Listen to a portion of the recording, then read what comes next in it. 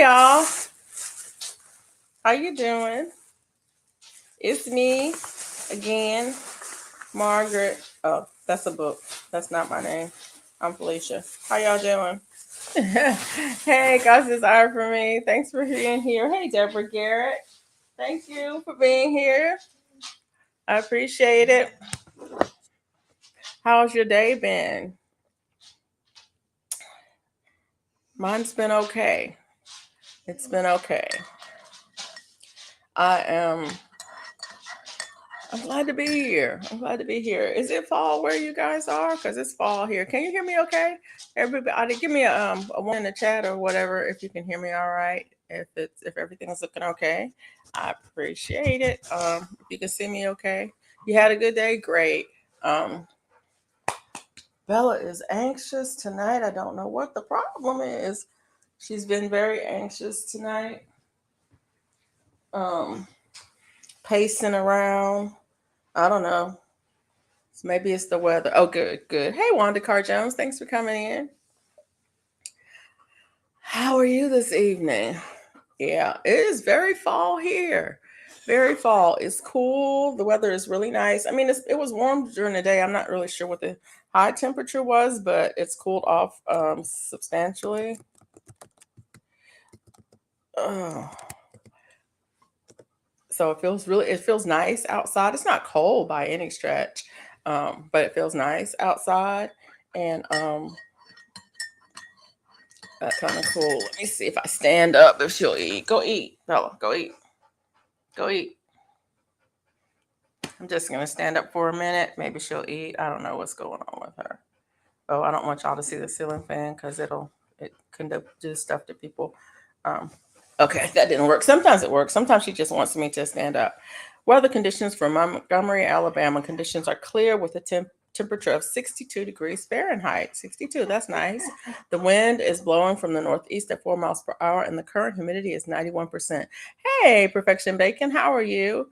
Yeah, 91%. It feels it. It feels like it, but it feels good outside. It feels really good out. I was out with Bella a little bit ago. She just came in. I'm hoping she doesn't want to go back out.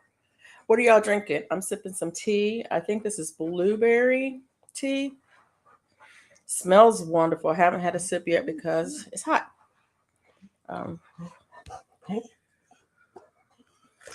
mm, don't want to burn my mouth. Oh, it is really nice. It's a nice tea. Weather for Fayetteville conditions are clear with a temperature of 53. Ooh, okay. It's a good bit cooler there. The wind is blowing from west southwest at 1 mile per hour, and the current humidity is 79%. The humidity is a little bit less there, too. But definitely fall weather. It feels good. You guys do any fall things? I know it's October and Oktoberfest happens up in Helen, Georgia every October. I haven't been in a few years. I would love to go. Um, hmm. My brain is just going. I was like, I should call my brother and ask him if he wants to ride up there. We could ride up there for a day or two at the end of the month. Usually, it's funny. Oktoberfest happens. Is there something on my camera? Maybe something on my camera. Okay. No, it's on the picture. Yeah, it's on. I'm like, there's a spot there. It's on the picture. Um, Oktoberfest actually doesn't happen in October in. Is it Munich? Was it Frankfurt? I think it's Munich. Okay, I'm gonna get it wrong. In Germany, where Oktoberfest originated, it doesn't actually happen in October. It happens in September. Um, I don't know why it ended up being called Oktoberfest, but the official dates for it, yeah, crazy. I'll have to look it up now because my brain is not going to let it go.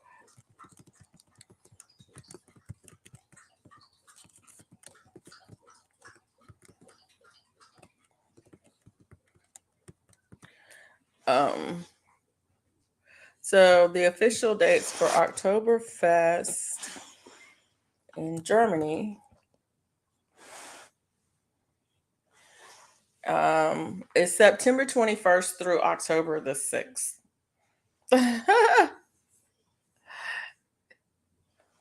and it held. I'm stuttering. Sorry. It's held in Munich, Germany. Um, so yeah.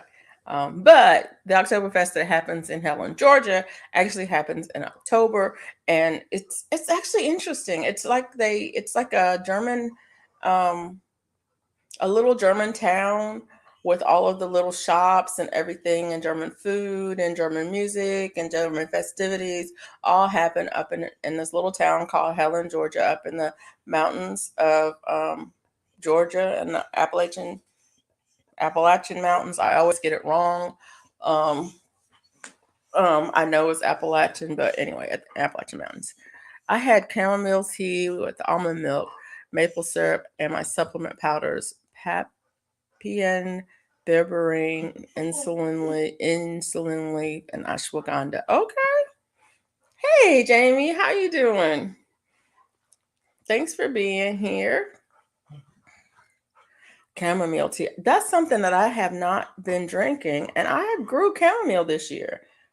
So I have chamomile flowers that I dehydrated and jarred up and labeled and put in my personal apothecary, and I have not been drinking chamomile tea, and I need to because I have not been sleeping. My energy has been really weird the last couple of weeks as far as um normally my energy is pretty level. I'm like this most of the time. Pretty level. Um and part of that's because of the medication that I take, but part of it is just that's my happy. It's right there. I don't have a lot of highs. I don't have a lot of lows. But the last couple of weeks, my level has been more down. Still the same level, but a notch down from that. And but I haven't been sleeping well.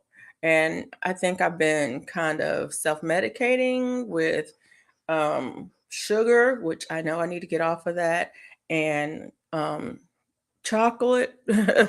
um, chocolate is not necessarily sugar, but most of the time it does contain some sugar, but not always. Sometimes I will do it without. But the caffeine, and I think my body is saying, we don't like that. We don't like it, and we're not going to play. And so we're not going to let you sleep. And so then I'm tired, which means my energy level is lower. It's kind of a cycle. Um, so I got to get myself together with that. And so I'm sipping some tea, some blueberry tea.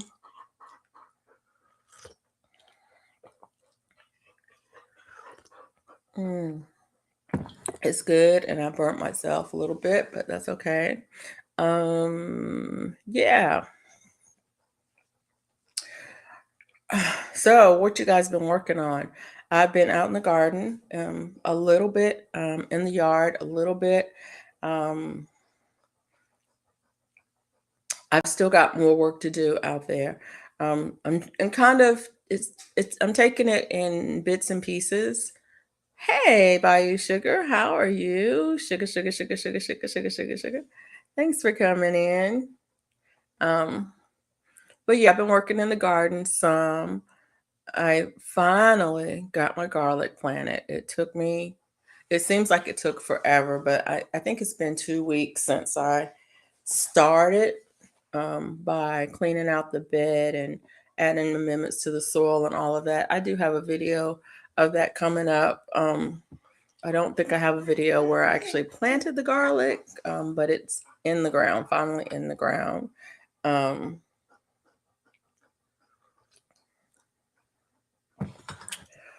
um, I transplanted some more cabbage, some baby cabbage. I don't know if they're going to make it because they're little, and I think we're going to get some cold weather here soon. We might not. It might just be cool for a while, but I transplanted some of that. I'm going to throw some mustard seeds out there. Um, in hopes that they will germinate and have a chance to come up and get established before it gets too cold. Although I am also going to figure out some row covering or some kind of covering to put on them to insulate them a little bit for when we do have those few cold days that we have between now and the beginning of the year. I've been harvesting. I think I showed a video. I think I shared a video of harvesting my figs. My fig tree is still giving. It is giving this year. It was loaded, and this this will be the first year that I've gotten a lot of figs. Last year my tree was also loaded, but they came on so late that they didn't have a chance to ripen before the cold came. And so I had a lot of green figs left on the tree when the cold came last year. But so far I've been getting a lot of figs. I think I got like 14 today, yesterday, whenever it was. I don't remember what day it was. Um, yeah, did you see the fig video? Yeah, I got quite a few off of it. Bella got a couple too. The birds got to them before I got to a couple of them, but she got a couple. Um, and but I got quite a few off of it, so it's good. And that's the other thing. I actually have enough figs so I could do something with them, but I've been eating them just fresh off the tree. I eat a couple every day. I will bag up leaves in clear trash bag and use them to insulate raised garden bed. Yeah, and I do have a bunch of leaves that I can. Um, I've got a bunch of leaves in my front yard that I can use to insulate my garden, my raised garden bed. So I want to do that. Hey, Mike, how are you?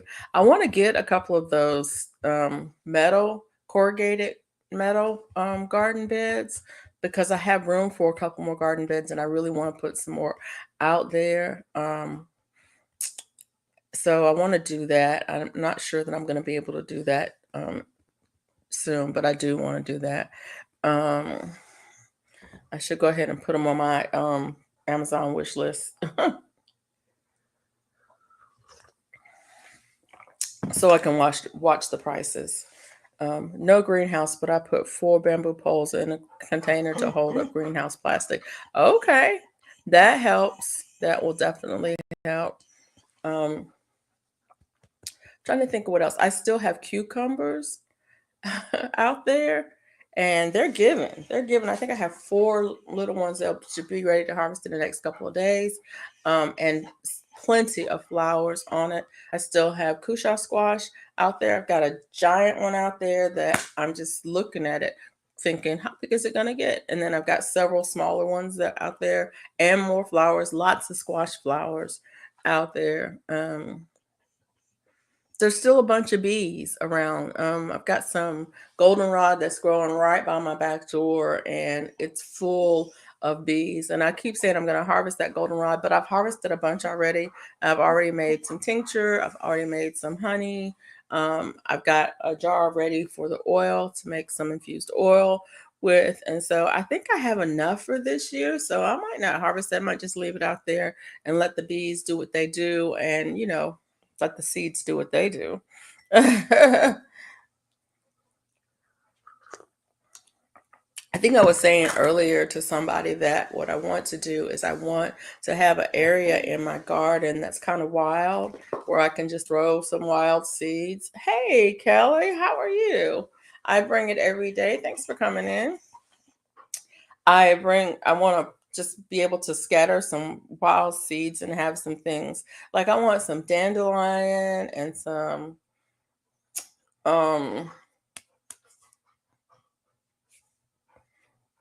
goldenrod and some purslane and some, why can't I think of the name of it? It's narrow leaf and broadleaf plantain, growing kind of wild in the yard. I don't want to have to contain it or anything like that. Just, some of the things that are native to here. Maybe the toothache grass because it's native here, and have it just have an area where it can just grow. Not really a formal bed for it or anything like that, but just a place for it.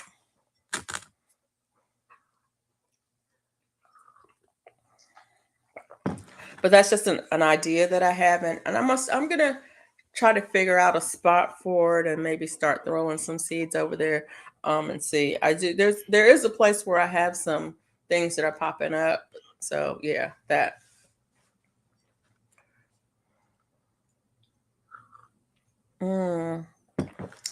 It's going to be 80 Tuesday and 29 Thursday. Like, your weather is bipolar for real. For real. I don't understand how you can even live in an environment like that. Y'all, I'm going to take a bite of food.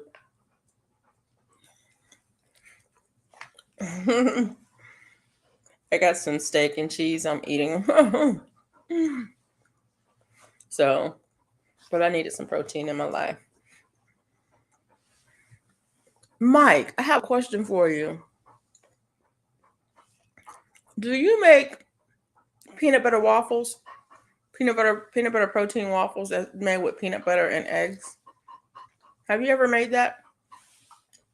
I saw that on somebody's a video. I saw a video where they take peanut butter and eggs, mix it together, and make waffle out of it. And it's funny that I was like, why didn't I think of that? Because there's a peanut butter cookie recipe that's nothing but peanut butter, eggs, and sugar. And if you just leave the sugar out of it, it's the same thing. And if you were eating, if you're doing keto, yeah, we just had a random rain shower come through a bit ago. I don't know. I don't know. What? What? How did I miss it? Happy birthday. Should I sing to you? Badly. Happy birthday to Mike. Happy birthday, Mike. Dude, how did I not know this? Cool. Pot stickers and kettle chips. Cool, cool, cool. It's a nice birthday meal. I don't know how I didn't know that.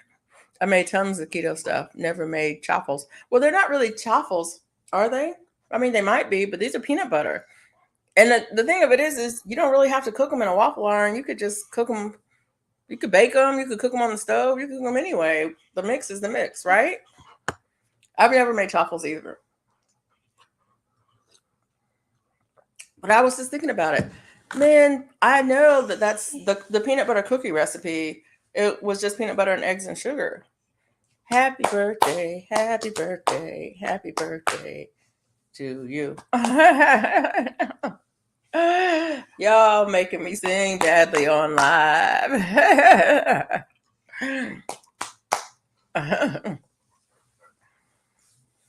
True. I made low carb cookies like that. Yeah. I mean, if you wanted them sweet, you could make them sweet, but you could even make that savory. I mean, you could add some other, some seasoning to that and make that savory, just depending on if you like peanut butter, like that. So, anyways, I was thinking about that because, like I said, I saw the video, and then I'm gonna ask Mike about it because Mike knows everything.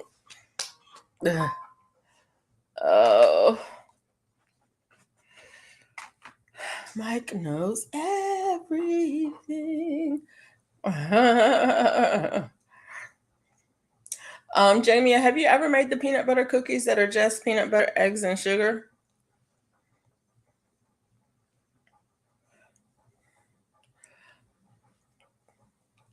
You probably have.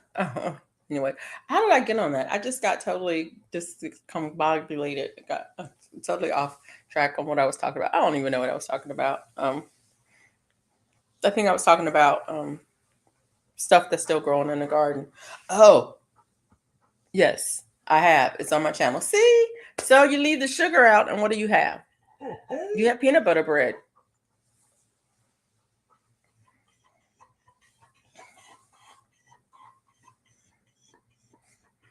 If you baked it, you could bake it. Oh gosh. I don't know what's going on with Bella. She's been really, really needy the last hour. It's been an hour, girl. You've been doing this for an hour. What's up with that?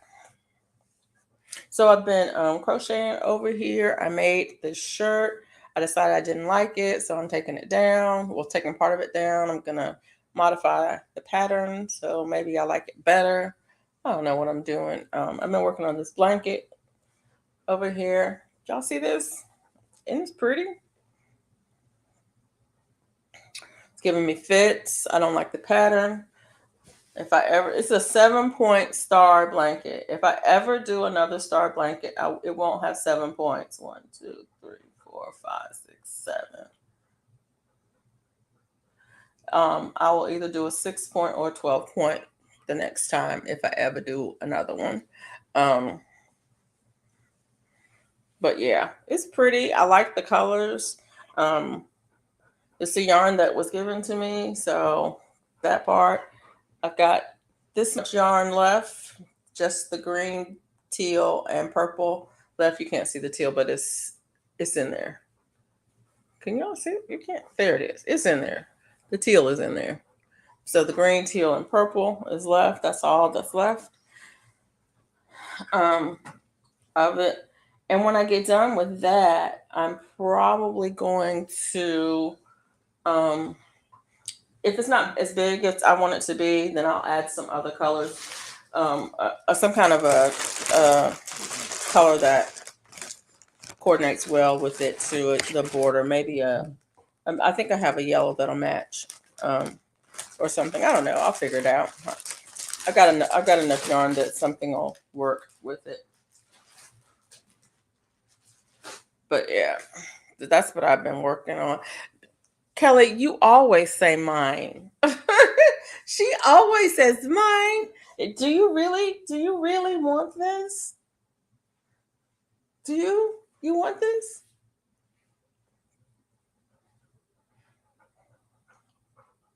Let me just tell you, this is giving me fits. So you'll understand where I'm coming from. When you do, it's like I think a 5-row or 6-row repeat. And so when you get to the row that's just the this row right here, that's just the granny stitches, and you start counting them, it's like, and you space it out. It's supposed to be every third stitch you put in a granny stitch. When you get to the middle, it doesn't work out right. And so you're like, wait a minute, why is there 6 on this side and 7 on that side? When I got to row 9 of this, I was like, this is not right. And so then I had to go frog it and come back and do it again and frog it and come back. And I think I figured out where I was making a problem. I think I found out where I was messing up. It gets off 1 stitch in the corners when you do the stitch of single crochet. When you do the row of single crochet, I think when you get to the corner, from the center to the corner, it gets off 1 stitch. And so like on one side it may be 20 stitches, and on the other side it may be 21 stitches. And so it gets off, and if you don't catch that, and y'all know I don't like to count. That part, Kelly, you got it. It's the counting. I don't like to count. And the thing of it is it doesn't make sense. Make it make sense. And I think I could fix it. I think I could. So what I did is I just stopped following the pattern. I literally stopped following the pattern, and I stopped counting, and I started making a fix. And so I just crocheted some to a point when it's like, yep, I think it's time to do this. And I change and do something else. And then I would crochet to a point. And then guess what? The next row came out right.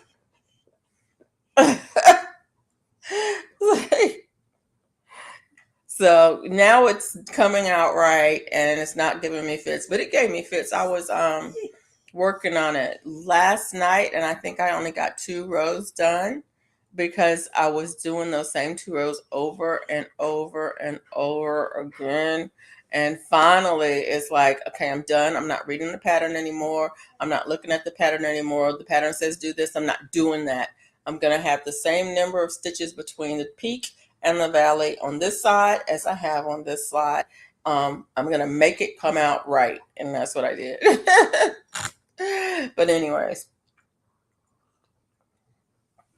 I think if I did a pattern that was a 2-row repeat or a 3-row repeat, it would probably be easier because it's I think it's the row of single crochets that throws everything off. And it's a matter of when you get to the corner, where do you put that last stitch going up the valley and where do you put the first stitch going down the valley? Because that's what's making the legs different lengths. And one stitch throws everything off. That means your peaks don't line up and your valleys don't line up, and then it looks off. So anyways, I'm sorry, I'm on a rant about that thing because it's giving me fits and I don't like it. And mosaic is easier, Kelly. Mosaic is much easier because with the mosaic, it's real easy to see exactly where your stitch belongs. When you go through, you know exactly, oh, that's a drop down. Oh, that's the stack loops. Yeah. You know exactly. There's no ifs, ands, or buts about should I put a stitch here or not? Should I put a stitch here? Yep, you know. And you don't even have to count it to do that.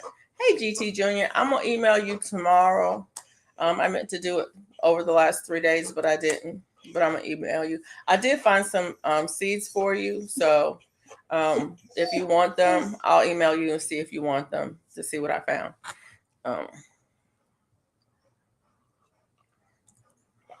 But anyway, here's the shirt that I was working on. And it's almost done. I just wanted to, it's going to have a seam in the middle and the front, and I just need to get the seam in the exact right place. But otherwise,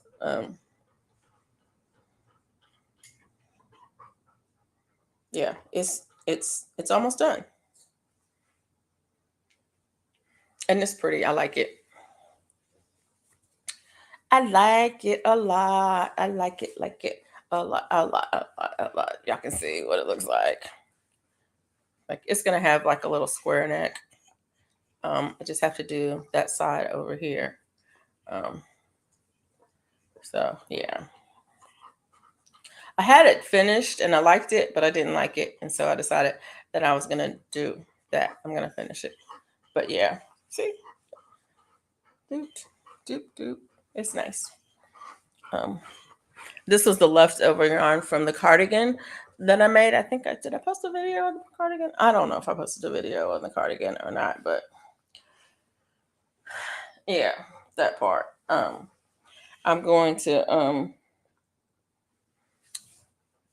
that was the leftover yarn from the cardigan and hat set that I made, and so but I like that, and I made 3 or 4 shirts like that now. I pretty much like that pattern. It's the side to side pattern, but I'm still going to make the up and down pattern for one like that too, because I just want to see how the fit is different. It has a whole different look. It has a whole different look. But anyways, what else is going on in the garden? I got a bunch of onions out in the garden from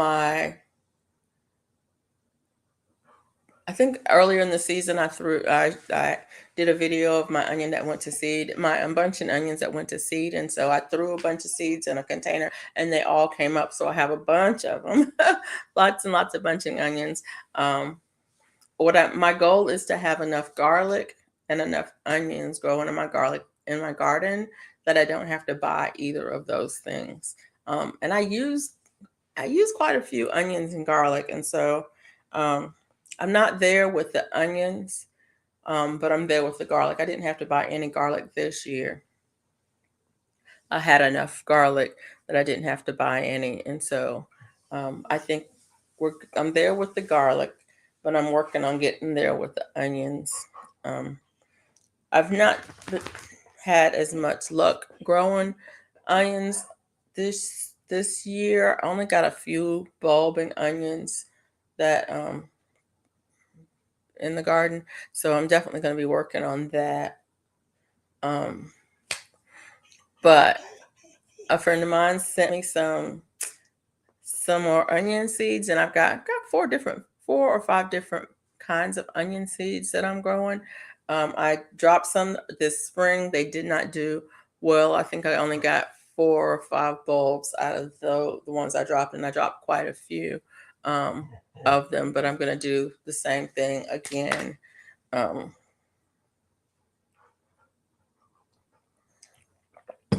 Next year, next spring, I'm going to drop a few more.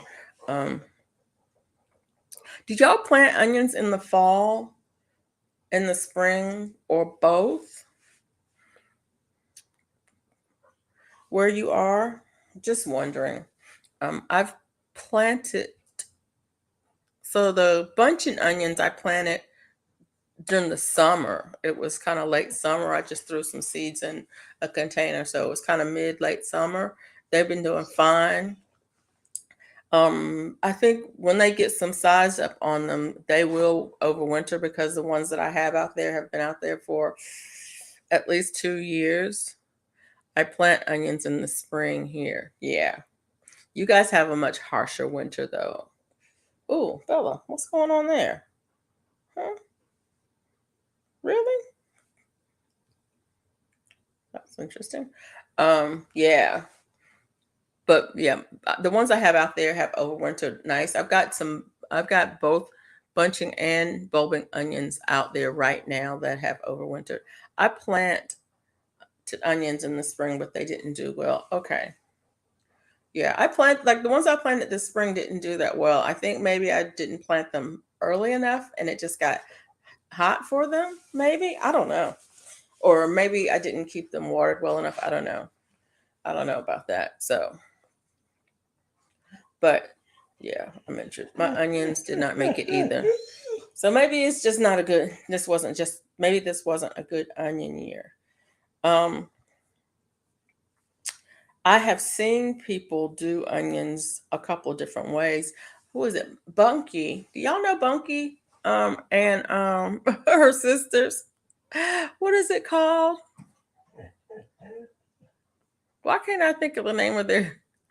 It's Bunky, Trey, and oh my gosh, I can't even think of the name of the channel. Anyway, Bunky grows onions on straw bales, and she grows massive bulbing onions, and I don't know how old she is now. She's getting to be preteenish. So yeah, bunching onions in winter grew once outside. Yeah.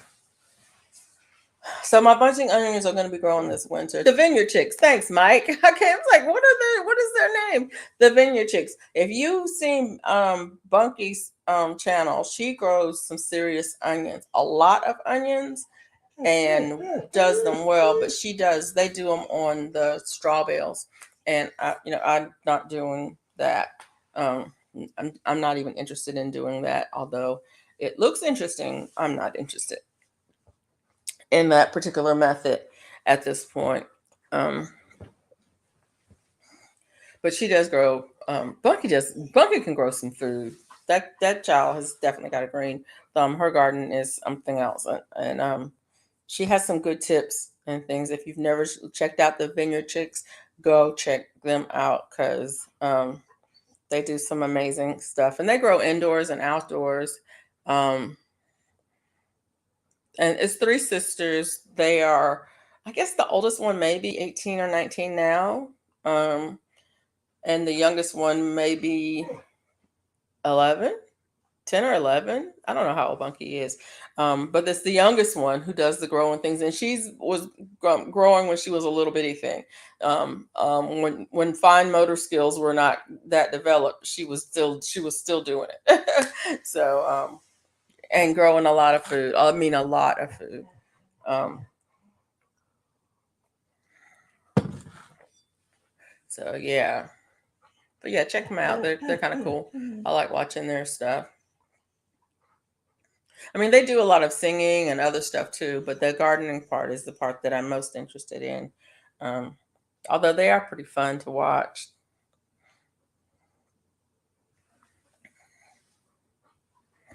I'm trying to think. I don't know what's going on with Bella tonight. Yeah, I'm trying to decide what I'm going to do with all this stupid I mean, let me get myself together. Let me say that the right way. The right way. I'm trying to figure out what I'm going to do with all of the stuff that I have. I've got a lot of food that I just got to figure out what to do with. I have a bunch of Lady Cream Peas that came up on their own.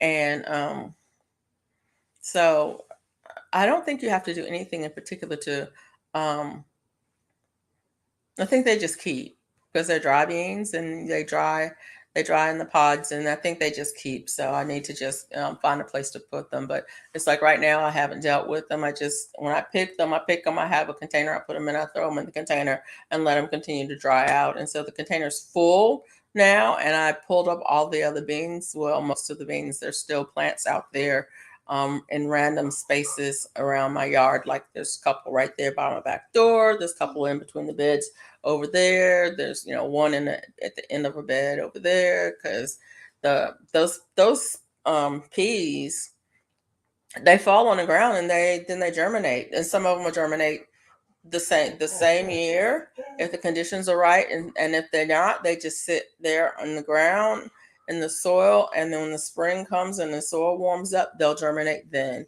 So I fully expect that I will have more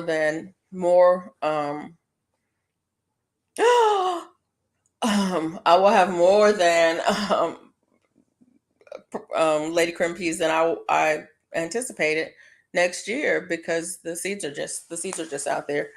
You have 4 purple passion fruits on your vines. That is great. My vines have started growing back. The Gulf fritillary um, butterfly larva worm. Y'all know what I'm trying to say. The larva of the Gulf fritillary butterfly ate my passion fruit up. Now that's its preferred food, and so I didn't try to kill it or not because it's one of those specialized species. But that is so cool. 4, nice. I'm glad mine is making a recovery, and maybe we'll get some fruit next year. Yeah. I haven't had a fresh one either, Mike. I've only had the well, I'm not gonna say that. I haven't had a fresh one as an adult. But because they're native here, we call them maypops. They're native here. I grew up around them, and as a kid, I may have eaten them. Um, but as an adult, I've never had one other than from the grocery store. So I'm hoping that I get some eventually.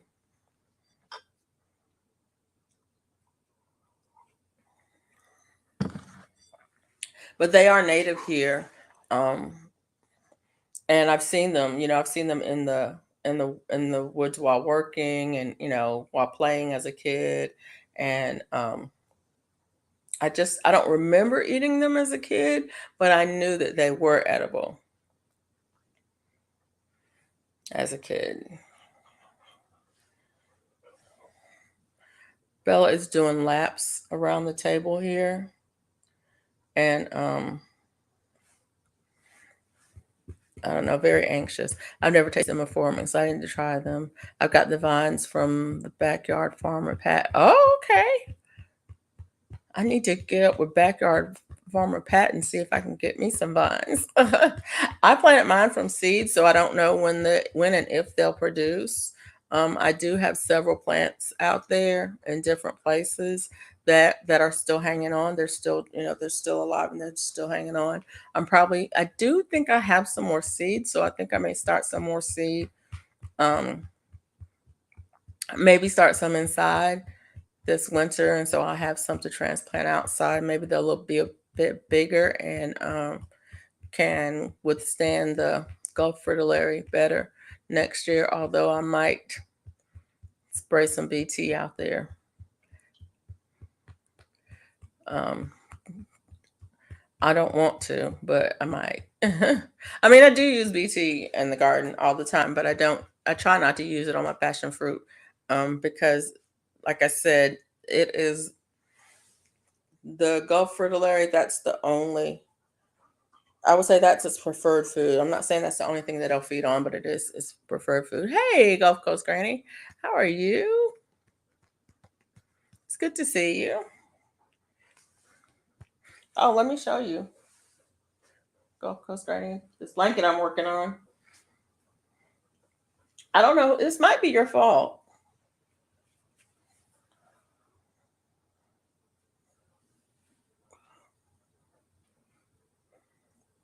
It might not be your fault. I'm not going to blame it on you. Um, it's actually Ro's fault. You girl, Ro. She was learning to crochet, and we were working on granny squares. She had was wanting to learn how to do a granny square, so we were working on that. And once she got that down, she worked on that for a couple of days. And once she got that down, she says, "I think I want to do a star blanket." I'm like, "Oh, okay." Oh, so you know exactly what this is. You love this pattern? Why are my sides not coming out right? Kelly already told everybody why. So yeah, it's the 6-day blanket. Well, or a variation of the 6-day blanket. I'm not even sure if it's the real pattern or not. But yeah. My sides are not coming out right. They weren't coming out even. I got to row 9 and I think I frogged it like 3 times. And so yeah, not happy about that at all. But you know what? Hey, it's life. Um, I've not tried it because I'm cheap and I won't buy the pattern. Oh, I didn't buy the pattern. That's probably the part of the problem. I was following it online, and so I didn't have a printout of the pattern. And I'm gonna tell you, there's a prob for me. There's a problem with the count. Um, but I think it's me, and I don't want to make it sound like the person who wrote the pattern messed it up, because I don't think that's the case at all. I think it's just me, and I think it's the way I crochet. I don't know how to get it to come out right without counting, and I'm too lazy to count. So what had happened was, after I got to about row 9, which is, let's see, 1, 2, 3, 4, 5, 6. Actually, 7, 8, 9. Yes. So it's about here. When I got to row 9, the sides weren't lining up. Somewhere along the line, the valleys and peaks were not the same. They weren't lining up. And so I ended up frogging quite a bit till I could get it to match up. And I just had to finesse it. I really did have to finesse it. But now it's lining up pretty well. And yeah. But when you do your granny clusters and you're like, oh, there's 4 on this side and there's 5 on this side, it's like, nope. It's supposed to be 4 on each side or 5 on each side. And it's like, how do you make it work? Because there's more stitches. There's more stitches on the side. And then that's like, there shouldn't be more stitches. They should be the same amount of stitches. How did that happen? That part. And how did it happen when I followed the pattern? What I thought I did. Mm-hmm. Mm-hmm. That part. So yeah. And if it doesn't line up, I don't want to show y'all because then you'll see. Um, what happens is that,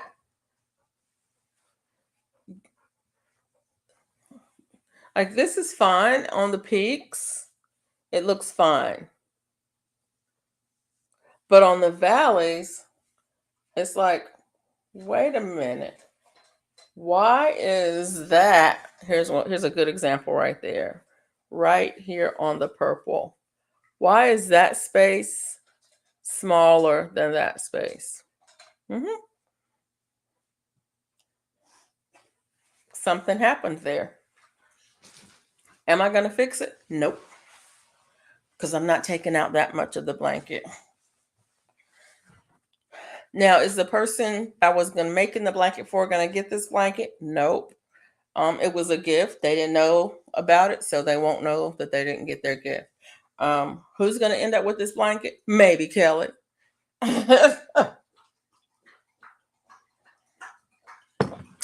It might get put in a bag and put up for 9 years. Or whatever. But I know who's not gonna get it. I was making it for a baby. I'm not gonna give it to a baby because I've been so frustrated making it. And this is my belief. I know it's not everybody's belief, but I don't want to put that kind of energy in something for a baby and then have a baby, resting on that negative energy. I wouldn't do that. So they're not gonna get it. I'm gonna have to do another blanket for the baby that is full of positive energy and soothing energy and that kind of thing. Um, so like I said, it might just go in a bag for 9 years. It's kind of like the blanket that this one that's the 9 year blanket. Um, it ended up taking a long rest period because I wasn't feeling really good. I went through 3 totes of yarn in my storage unit this weekend. I boxed up a huge box for Mona. I hope she's at home when it gets there. Oh, that is so sweet. Good for you. I'm telling you, it's yeah, having a lot of yarn. Yeah, it's one of those things you want to have yarn because you want to have yarn when you get ready to do a project. You want to be able to, do it. But on the other side of it, you have a lot of yarn. To me, it can be almost crippling when it comes to decisions.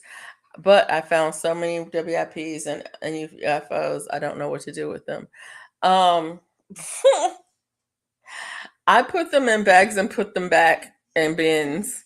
So because I can't deal with them. They're frustrating. I have a couple of knitted UFOs that I cannot finish because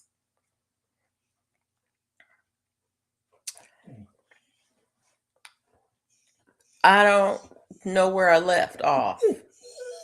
It is crippling and expensive. It is. Um, but when you put something down and you don't know what the stitch you were using and you weren't using a pattern, crochet I have that problem with, where I don't know what the stitch I was using, and I don't have a pattern, and maybe I don't know the hook I was using. And sometimes I'll leave the hooks with them, and so that's great. But if I don't know the hooks I was using or the stitch I was using, and I don't have a pattern, there's no way I can finish it. So those get frogged. Um, with knitting, I have things where they were lace, and with lace, if you're not sure what row you were on,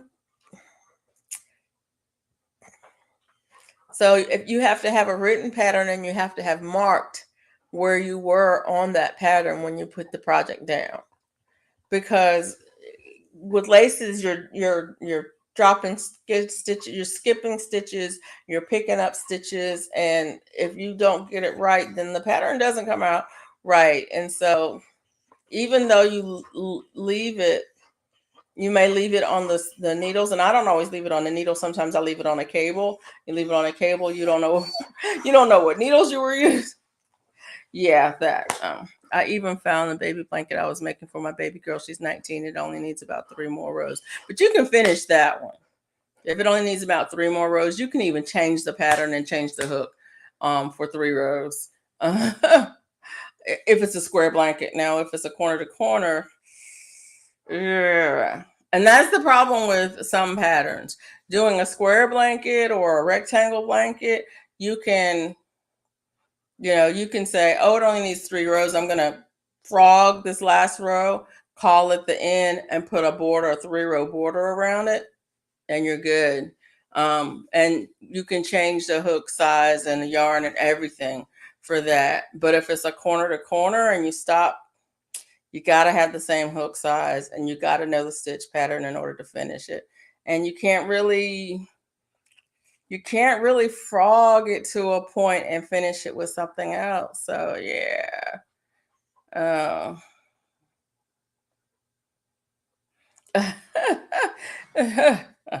she can use it as a what is it called? An emotional support blanket.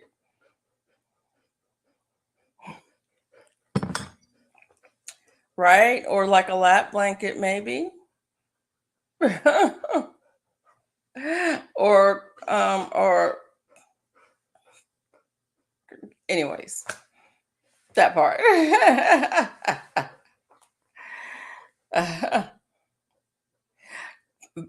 Y'all laugh, but my brother had an emotional support blanket. Um, and this is sad. It's actually sad, but it's true. He had an emotional support blanket that he had his whole life. And basically, what he did is he ended up taking it and cutting it into pieces and finishing the edges off of them so that when it got worn beyond use, he'd still have pieces of it left. And when he went to the hospital,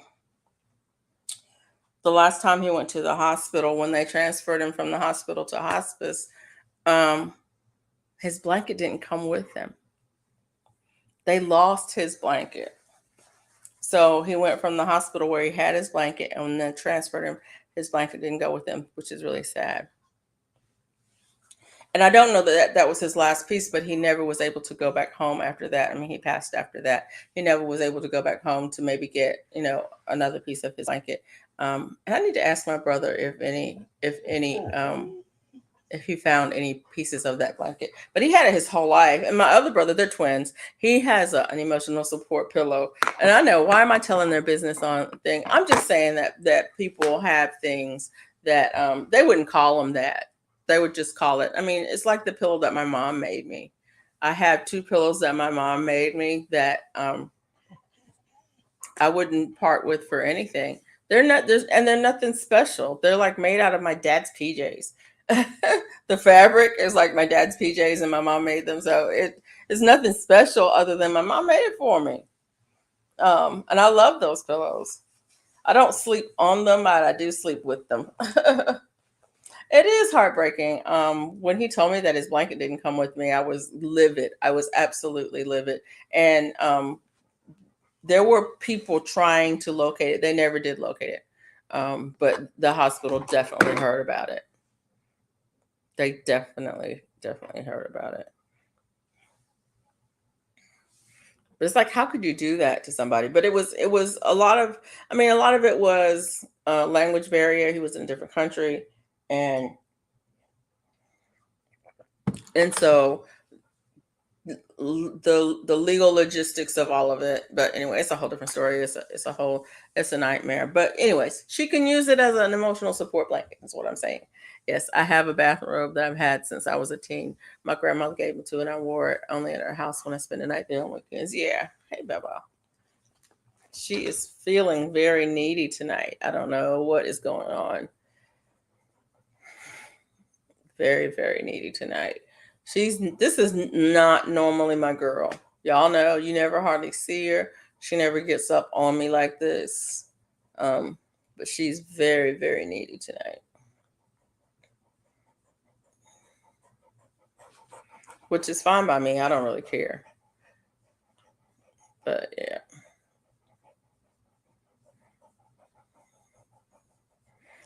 You're saying hello, Bella. You're saying hello, Bella. How are you? She says, I'm a sweet girl. I'm a sweet girl. She says, I'm pretty calm. Um, until I'm not. And I'm pretty lazy. I just nap a lot until I'm not. And I like to go outside. So I like to go outside. I like all of the smells outside. She sticks her nose in the air. She stands there and she's sniffy, sniffy, sniffy, sniffy. Okay. Okay, are you gonna get down? You're not gonna get down? No? Okay, go on. Why don't you sit down? And what's the matter? So she gets up, she walks around the table, and now she's standing in front of me, wanting more cuddles. Yeah, she needs cuddles tonight. I don't know what's going on with her.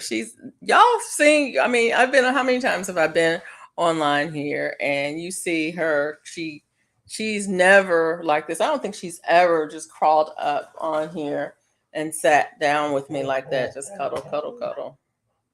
Anyway, you want to go outside? Do you? You can go outside. Yeah, hold on a second. Let me let her go outside. I'll be right back. Yeah. She never comes up like that. She's never done this before. So I don't know what's going on. Hold on, guys. I'll be right back. I'm gonna let her out. If she really wants out. You want to go out?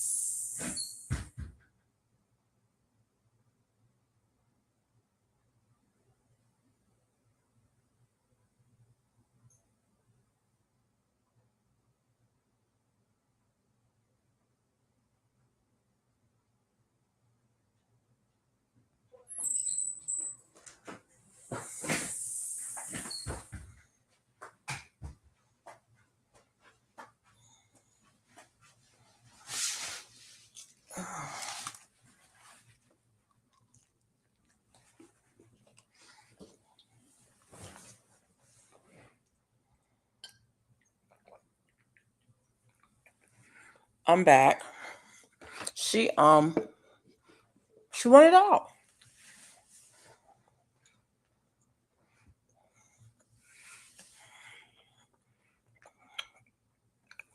I just took another bite.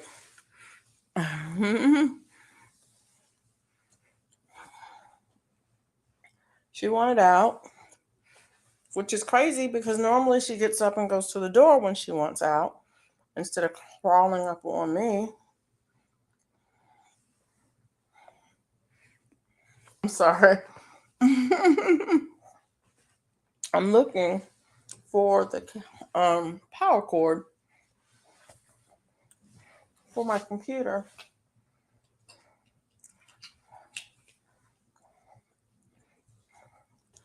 It's the power cord for my phone. Anyway, it's right here. Everyone thinks my cat loves me so much when she sits on my shoulder. It's not true. She's just hungry. Steak and cheese. Um, I had a little bit left over, and it's meaty Monday. I guess it's meatless Monday for a lot of other people, but I don't do meatless um days at all. I do no carb days, but I don't do no meat days. And so I was I had some left over, and I'm trying to.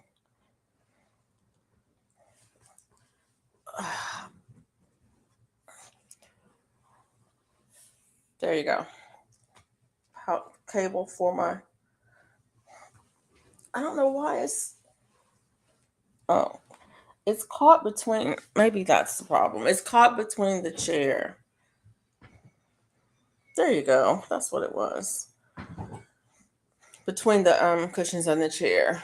So I don't know why I'm even looking forward. I've got it more than 80% power on my computer, so I'm not going to need to plug it up. But I was just, for some reason, it was, I don't know. Y'all, do you have days like that? I don't know. Maybe it's me. I wonder about that. Is it just me, or is it other people too? Do you have days when little things when you become hyper focused on little things, like I totally was searching for this power cord. Like I really needed this power cord right now. I have to have it right now. I'm searching for it. I can't do anything else until I get this power cord. And then the fact is, I don't really need the power cord at all, because I've got a good 80% power on my computer. So I'm not going to have to charge it till tomorrow. I mean, I have enough to go stay. No, 92%. So yeah, I have 92% charge on my battery. So I don't need to plug my computer in right now. And I'm a person who doesn't, I don't leave my computer, my electronics plugged in all the time. They have a battery, so I use the battery. It's like, what's the point of having a battery if you're not going to use it? If you're going to not, if you're going to leave it plugged in all the time, you don't need a battery, right? So the battery serves no purpose at that point. So ditch the battery. But anyways, that's a whole nother thing. But do you become hyper focused on the thing? Like can't do anything else until you get that done. I did better over the weekend with the low carb. I bought some sugarless wafers, hard candies, and diet root beer. It helped my sugar cravings a lot. Yeah, I had to even let go of some of that. Yeah, but that's good, Charlotte. That is really good. That helps with you. I know a lot of people who do low carb can do the sugar substitutes, and it helps with them. It helps them a lot with things. I don't do sugar substitutes. That's just my own preference. So it's hard. It's really hard. There are times when I want sugar substitutes, but on occasion I'll do like a diet or a Sprite Zero, because that's what my husband has at his house usually when I go there. And I, for whatever reason, he'll have that Sprite Zero, and he'll have the sugar free lemonade. And those are two things that when I'm at his house, y'all know my husband's house is up the road. When I'm at his house, I will often get that to drink. And it's like, why am I not just drinking water like I drink at home? Because I never buy it at home. I never buy those. The sugar-free candies can, yeah, they are, what's the word for that? They can cause some serious gastric distress.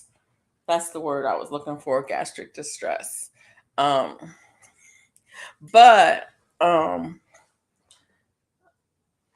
tell you what I will do. I will do a sugar substitute in a heartbeat if I'm having a major craving at home.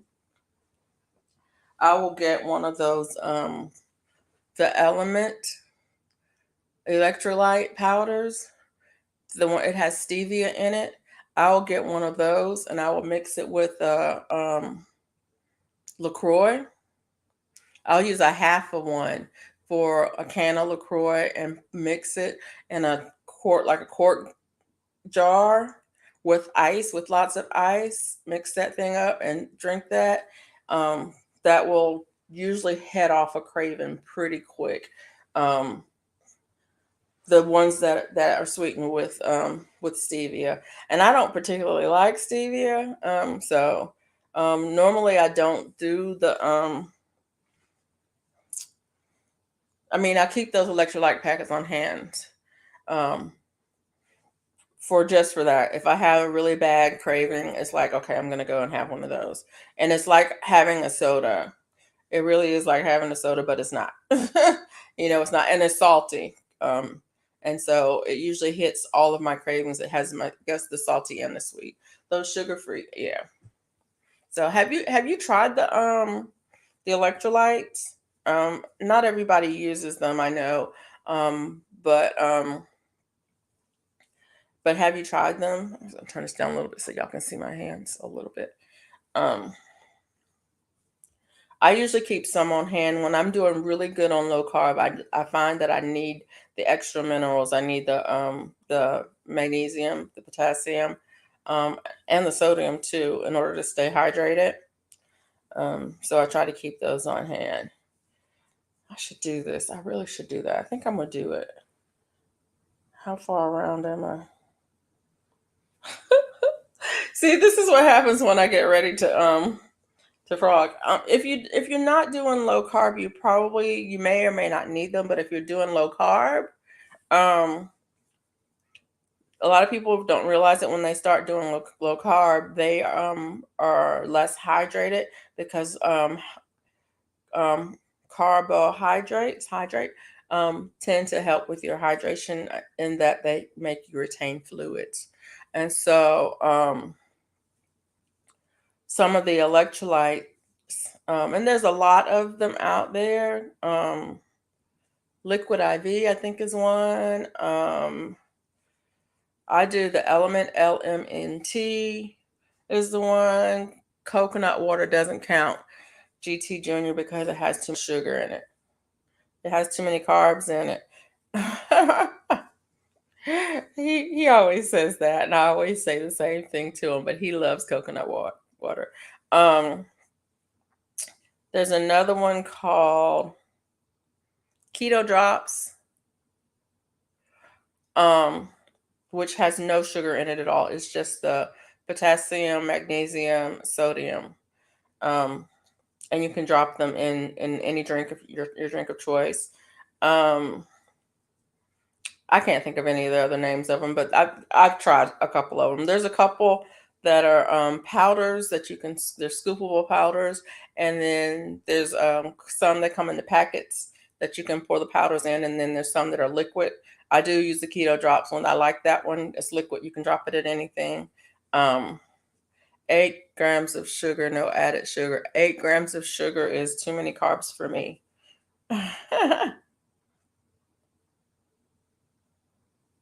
Just saying. Times 4. Oh, what's times 4? Oh, times 4 servings per container. That part. 32 grams of sugar. Wow. That's all of my sugar for the day, bud. That's all of my carbs for the day, 32 grams. I usually try to stay under 20 if I can help myself. Sometimes I can't. And now Bella's barking to come back in. I've got to eat my carbs, not drink them, GT Junior. Yeah. Kool-Aid. Yeah, I'm trying to remember. But anyways, most of the electrolyte drinks are, or the electrolyte powders or supplements are potassium, sodium, and magnesium. And their goal is hydration. I forgot, I can't remember the names of any of them right now, but they have like a whole aisle in Costco that's dedicated to them. Most of them are sweetened with an artificial sweetener, but you can find some that's not sweetened. Um, Element does have unsweetened ones as well. Cane sugar is simple sugar. It sure is. And it's funny how it's also a plant sugar, by the way. Cane sugar is a plant sugar. It's 100% um, um, gluten free, plant based. I'm laughing about it. But the funny thing about it with cane sugar is that I don't mind having a little bit of cane sugar. If I want something sweet and I want a teaspoon of sugar, I'll put a teaspoon of sugar in it. But the funny thing about a teaspoon of sugar is it's not that much. But when you look at a soft drink that has 16 teaspoons of sugar in it, or something like that, that's a lot. You don't need 16 teaspoons of sugar to sweeten 12 ounces. You only need one. Why do they put so much sugar in these 12 ounces of soft drinks? I don't understand it. What is it covering? It's got to be covering up something else. I'm not going as low carb as you. I'm staying around 50 grams per day. I don't actually, Coco's Granny, I don't mind getting up to 100 grams of carbs a day, but it has to be the good carbs. So I don't want it to be sugar, any of the sugars, dextrose, fructose, glucose, any of those sugars. I don't want it to be that. I also don't want it to be wheat or grains. If it's going to be carbs, then I want it to be, um, I don't mind if it's like sweet potatoes or a winter squash or um, even the vegetables that have carbs like carrots or um, any of the vegetables that have carbs in it. I don't mind it being that. I don't mind it being beans. Um, I don't do white potatoes very often. I'll do them on occasion, but I'm not going to do all of the carbs on the same day. But when I was eating more than 500 grams of carbs per day, and now I'm down to less than 100 grams of carbs per day, it's a major difference in how I feel, and my weight and my blood sugar. And so, like I said, I don't mind going up to as high as 100. That's on the high side. I prefer to keep it less than 20. Um, but but on days when I'm like if I'm traveling or if we're celebrating or something like that, I don't mind bumping up closer to 100.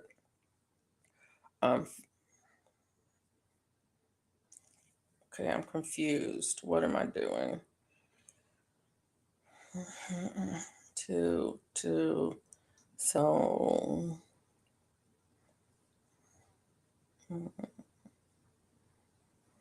yeah, I was eating all the carbs, not sure, but definitely over 200. Yeah. If you start counting your carbs and you realize how many you're eating, it's really ridiculous. And it's like, you know what?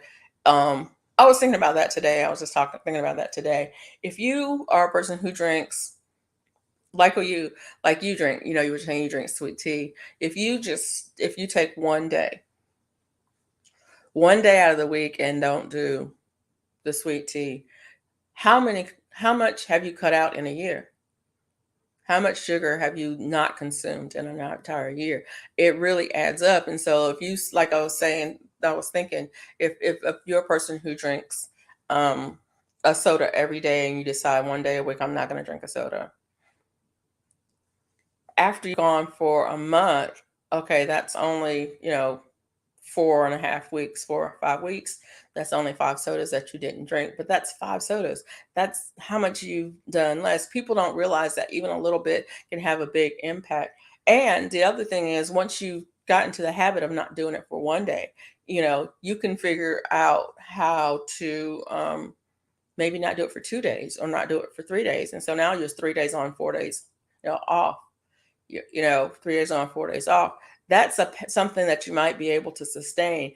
I think one of the things that we often do when it comes to our diet and exercise and anything that we want to do that's good for us, we go cold turkey. And I don't get me wrong, I'm not saying there's anything wrong with going cold turkey when you have to go cold turkey for some things, but we go to such an extreme that we're setting ourselves up for a failure because it's hard to maintain it.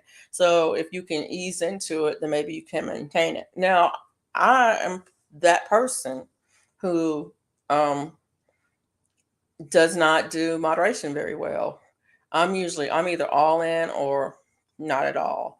And I'm beating myself up if I can't go hard, about it and stay on track and be perfect. Then I'm living in guilt.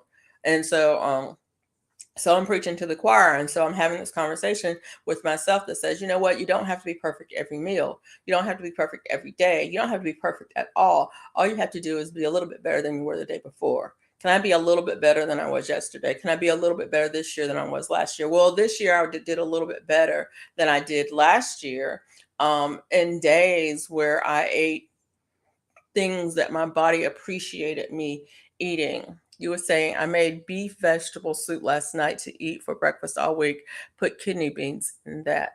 Good deal. Good deal. I made bone broth for breakfast this week. Um, I've been drinking my tea, but I went from one third to 2/3 cup of sugar down to 3 tablespoons per pitcher. I have a feeling that that change will make a huge difference. Yes, it will. And it will make an absolute difference. Are you monitoring your blood sugar levels, Gulf Coast Granny? Um, because I'm going to tell you something. When I cut back on my carbs, my blood sugar levels dropped. In fact, they dropped so low that I ended up having to come back off on my medication. My doctor had me back off on some of the medication that I was taking because they dropped that low. It's the fact that I was eating that much less sugar and I was taking medication to, yeah, it made a huge difference. And I wasn't, like I said, I wasn't no carb. It was Jack, yeah. So, anyways, what I was saying is that um,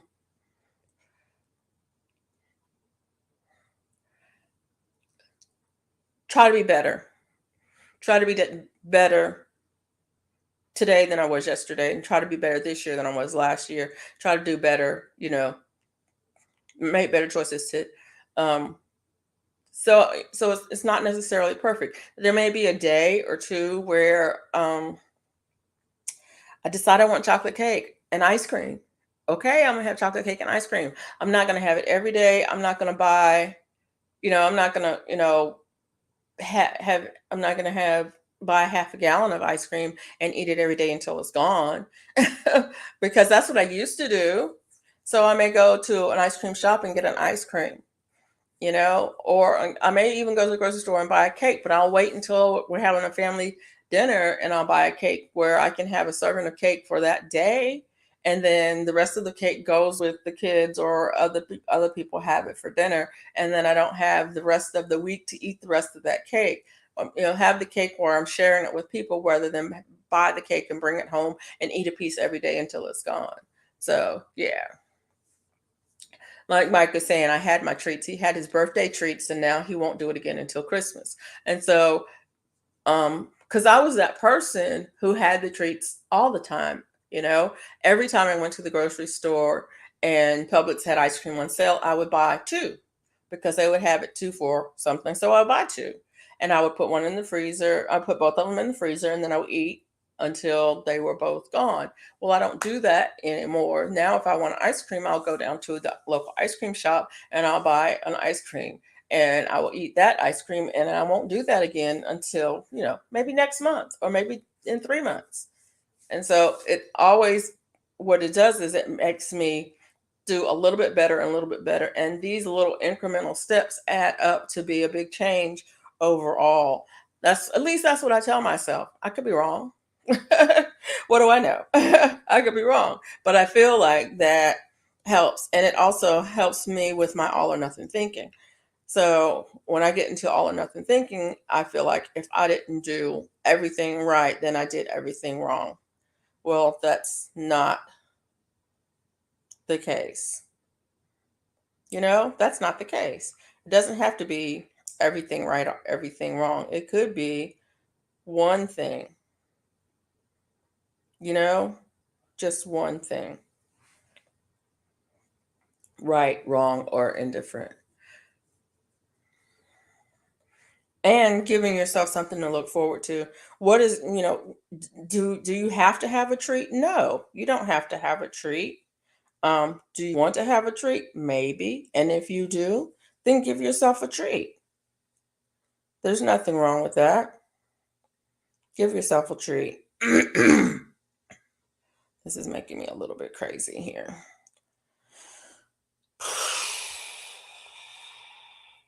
Calm down.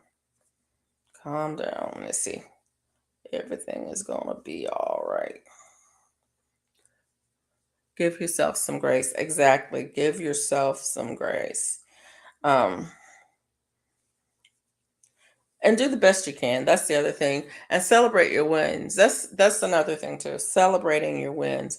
One of the things I, that I've had a problem with, and I don't know if other people have as well, is setting unrealistic goals and then beating myself up for not reaching them. And when I say unrealistic goals, I'm saying goals that I have no control over. And one of the things that I don't have any control over is how my body processes the food that I give it. I have control over what I give my body, but I don't have any control over how my body processes it. So I don't try not to set up goals about my body processing it. Um, so I don't have a goal of my blood sugar being a certain number. I would like for my blood sugar to be within the range of normal, but I don't have any control of how my body handles that. So, but what I do have control over is taking my medication on a regular basis, exercising on a regular basis, and what foods I put into my mouth. Now, the result of that may be my blood sugar being at a certain level, but I don't have any control over what that number is.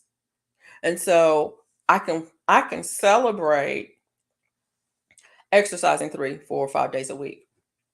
Okay. Because I have control over that. I can celebrate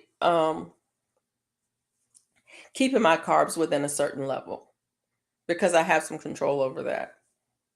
But I shouldn't I don't set up a goal for my blood sugar to be less than 100 fasting. If it is, I celebrate it, but I realize I don't have any control over how my body deals with the foods that I put in it. I can have a goal of taking my medication every day at the same time, but I can't set a goal of the medication working because I don't have any control over whether the medication works or not.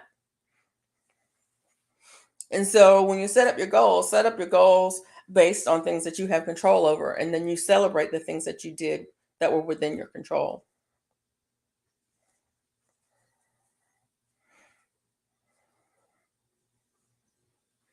Does that make sense? One of the that's yeah, I can't speak.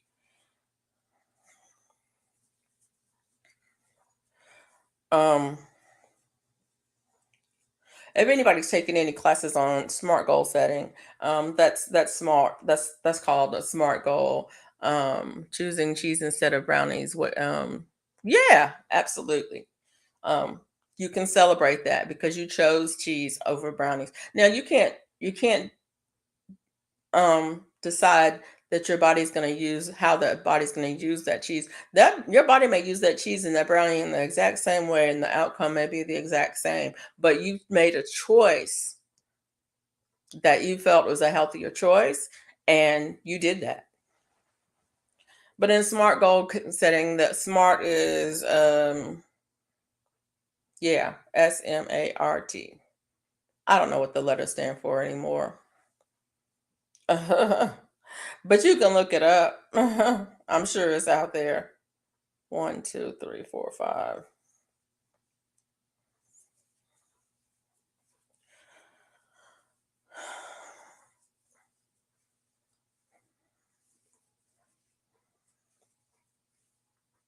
But I think it's really important to make sure it's in your wheelhouse as far as control, something that you have control over, and that's something that's something a task.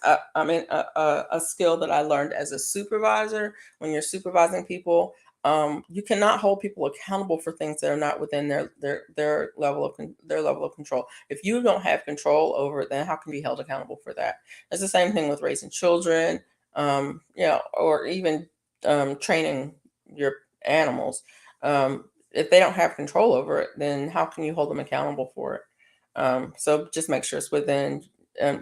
So do the same with yourself. That's what I'm saying. You would do that with an employee. You would do it with your child. You would do it with your pet. Why don't you do it with yourself?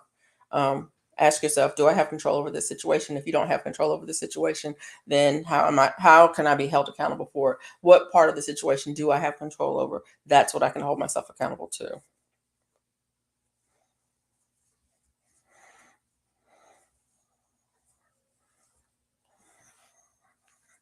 So yeah. And so it's like drinking um herbal tea and water. I mostly drink water. Sometimes I drink tea. On occasion, I'll drink mushroom hot chocolate. Well, I have some mushroom blends. I'll make a hot drink with a mushroom blend. But most of what I drink is water. On occasion, I'll drink what are those things called? LaCroix. I have one right here. These things are nasty. No, I love LaCroix, but I don't like this one, the hibiscus one. Where's the label? There it is. Can you see it? Hold it just like hold. And so these things taste. These are horrible, but I bought 12 of them. I'm drinking them. Now normally, if I open one, it would have been gone by now. But because they taste so bad, it's not gone. For some reason, this tastes just, it is horrible. My son needs to learn the SMART goal setting thing. He's truly struggling with school right now, struggling, growing up, feeling like he can't accomplish things. It's hard to watch. The can is pretty. Yeah, it is. And I like hibiscus things. I mean, the tea, the blueberry tea that I have, has got hibiscus in it. And so I thought, oh, I like hibiscus tea. I like hibiscus this. I drink hibiscus all the time. I like that one. I don't like it at all. I should have gotten lemon, which I definitely do like. Juice carrots, apples, pineapple, and ginger. It helps with my sweet cravings. Yeah, that would. I don't know why I don't juice anymore. I have a juicer. I have a nice juicer, and I've got a really nice blender that I can juice with. That doesn't taste like hibiscus tea. Just in case I tell you. Google Smart Goal Setting, Gulf Coast Granny, and it'll come up in Google and it'll tell you SMART goal stands for specific, measurable, achievable, relevant, and time bound. Okay, all of those things are probably good, but let me just put it this way. When it says specific, it still has to be within your level of control. Measurable, um,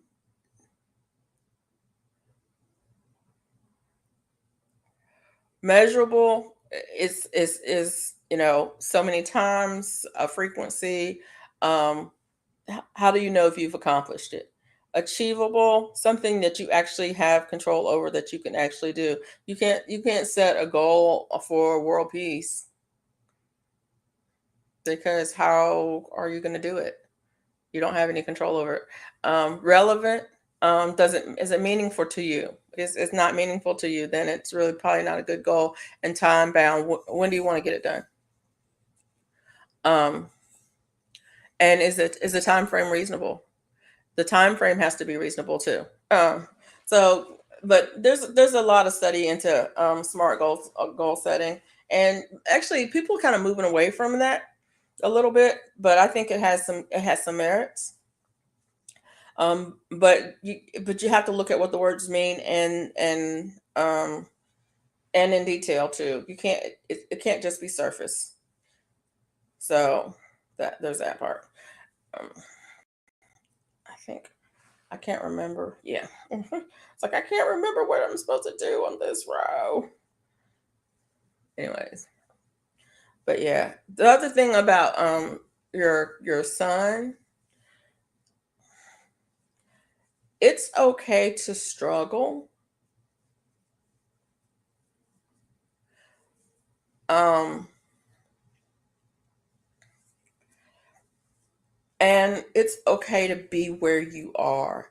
A lot of times people um, are struggling and are comparing themselves to other people. And that's never a good thing, because we're all different and we all accomplish things.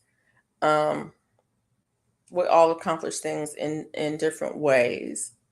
So where you are is where you are. And your accomplishments are how you move that mark.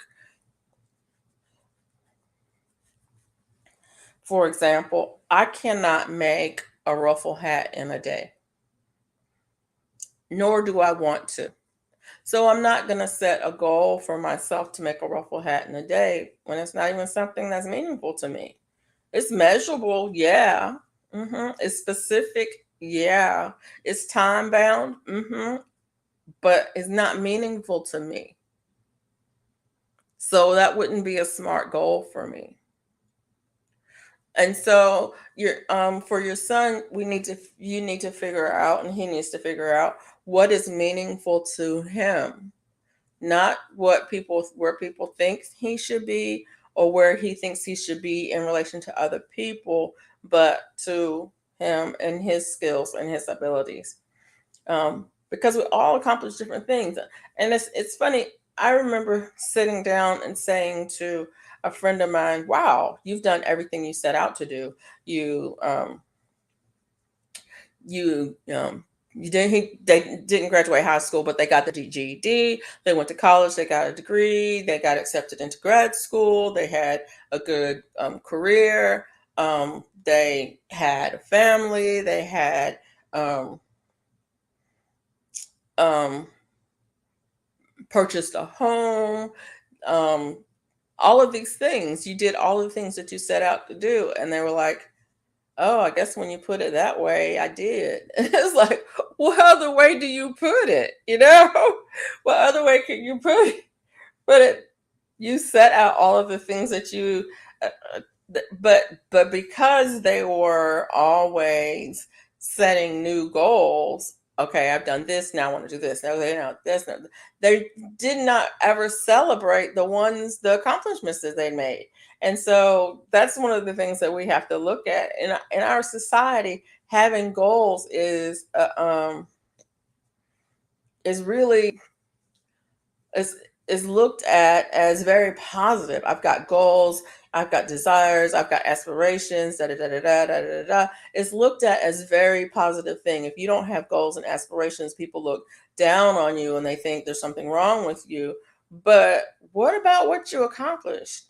When are you going to celebrate your wins? Because I'm going to tell you right now, nobody else is going to celebrate your wins if you don't. And if you don't celebrate your wins, then you always feel that you are lacking. It's like, "Ugh, what have I done? What did I accomplish? What have I done? I need to do this. I need to do this. I need to do this." You're always looking forward. You're always looking forward. You're always looking forward. What about now? If you're always looking forward, you're living in a state of anxiety.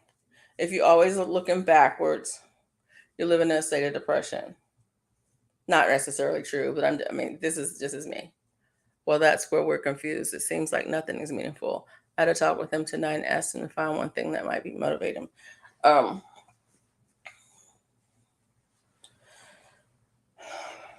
but yeah, looking forward and looking backwards keeps you from being in the now. And being in the now doesn't mean that you are not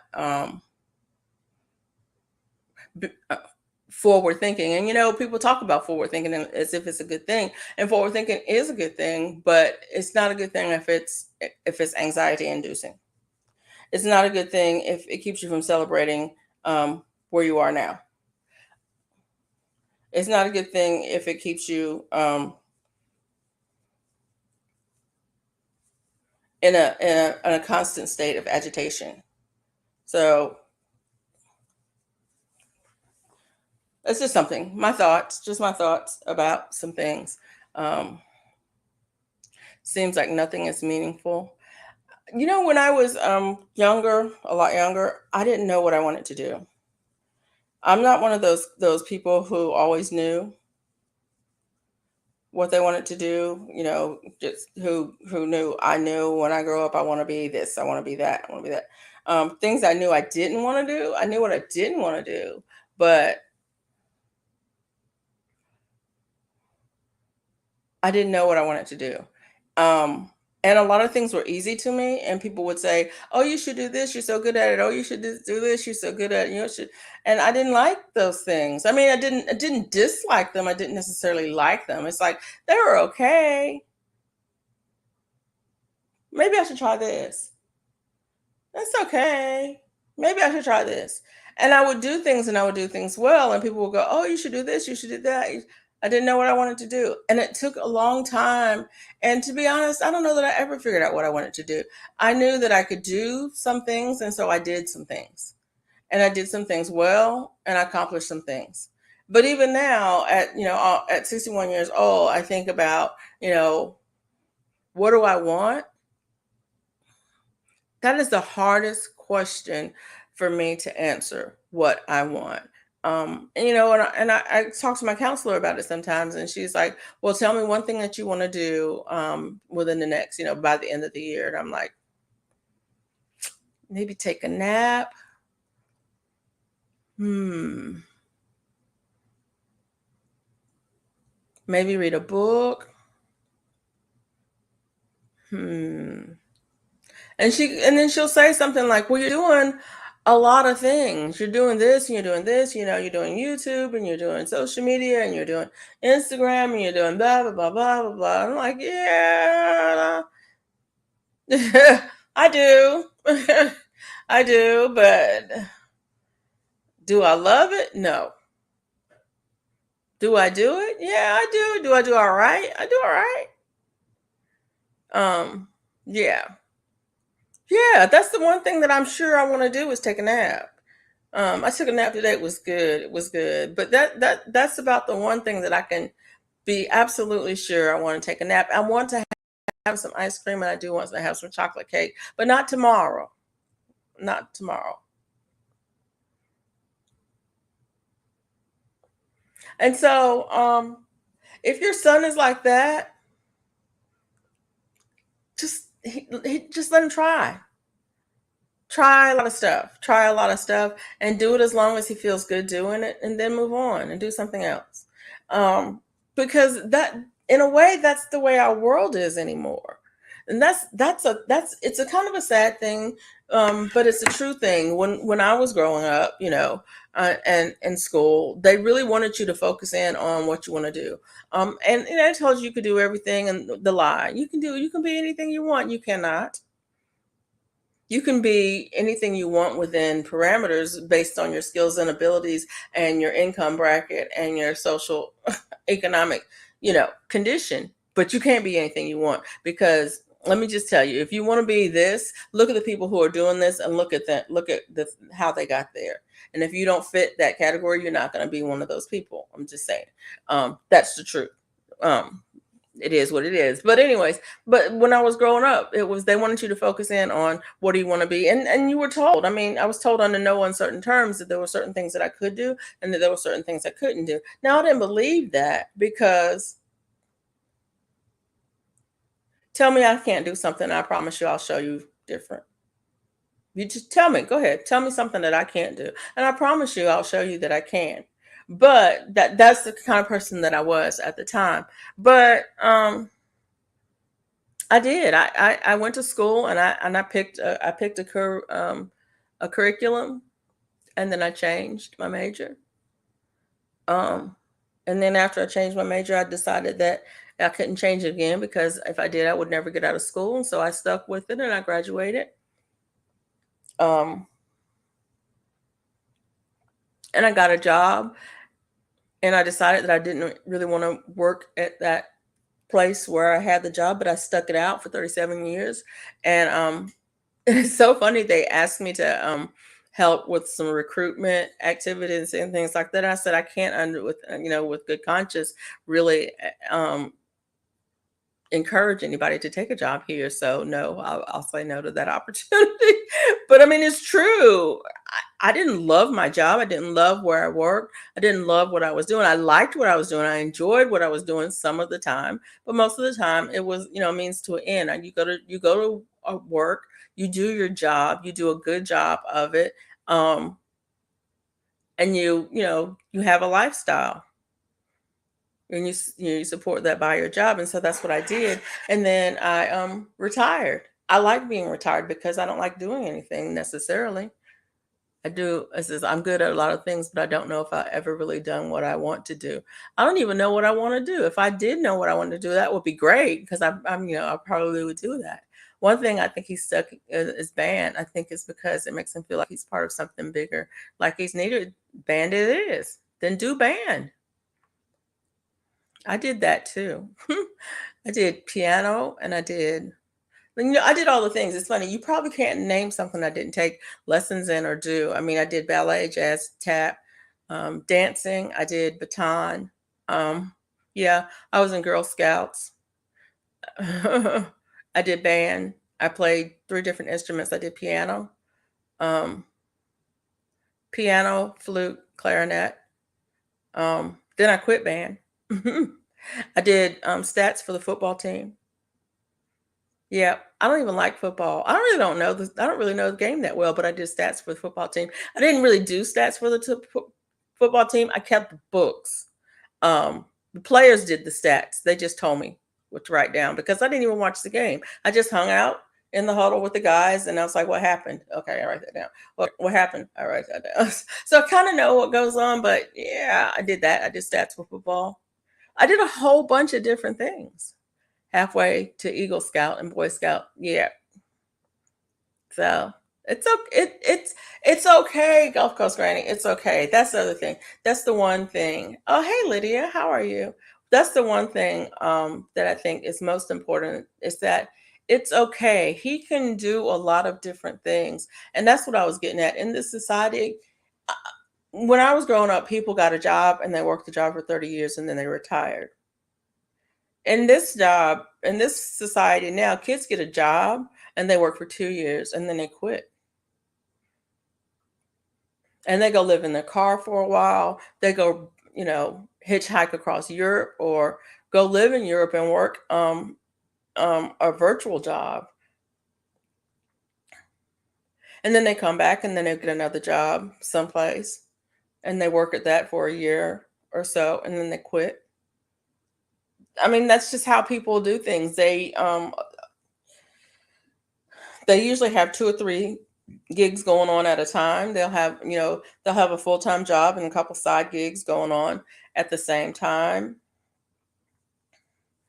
Um, there's at least, five different ways that most people are getting or making coins, making buck at any given time. Exactly. And that's how people do. People didn't do, I mean, some people did that back in the 70s. But most people didn't. They just, hunkered down, got a job and worked. And they worked and they worked and they worked and they worked and they worked until they either died or they retired. And usually when they retired, they would get another job. So they would retire from their main job and then they would get another job, a second job, if you will, a second career, and they would work some more. So it's okay. It's okay. There's a way. But I mean, if he wants to do band, do band. Do band. There's so many things you can do with it. Not only that, you can do it. I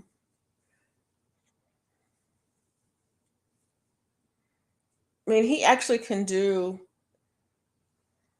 if he wanted to, he could go in the military and be in a band. A friend of mine did that. He was a trumpet player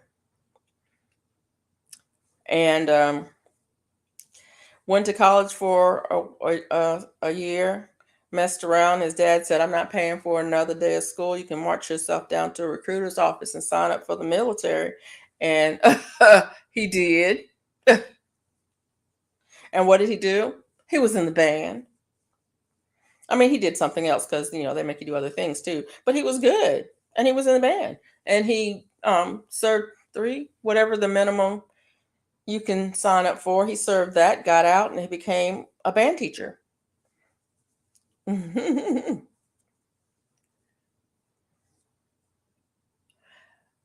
Omaha. Conditions are fair with a temperature of 59 degrees.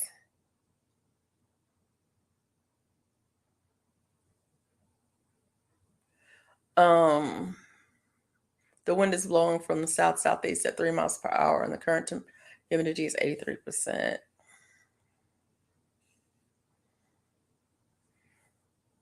.57 degrees south at 3 miles per hour, and current humidity is 78%. I'd love for him to go in the Air Force or Coast Guard. He would like that too, I think, but he has migraines. I'm not sure they'll let him in. They might. They might. Gulf Coast Granny. I have a friend who's in the Coast Guard. He's based in Mobile, and I don't know what he went to. I'm not sure what he went to school for actually. It's actually the son of a friend of mine, um, but he's in Mobile, and then another friend who's got a son, um, also in the Coast Guard. I think he went to West Point, um,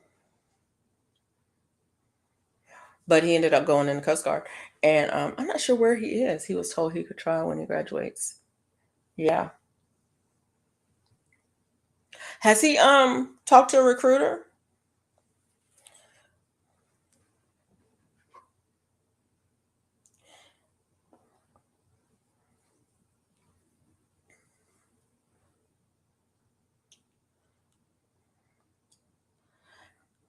And he's young too, Gulf Coast Granny. That's the other thing. He's young, and that whole thing about frontal lobe development.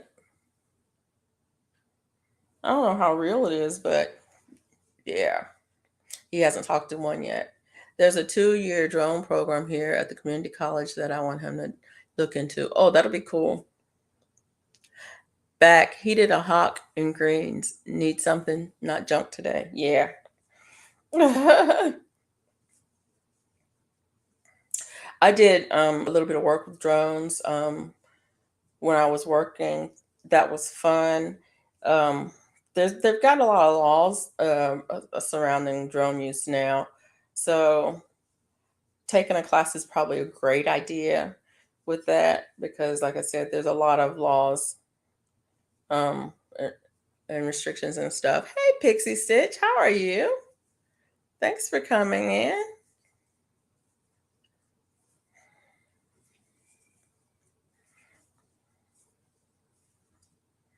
Oh, I forgot what I was doing. Yeah. Thanks for coming in. I appreciate you being here.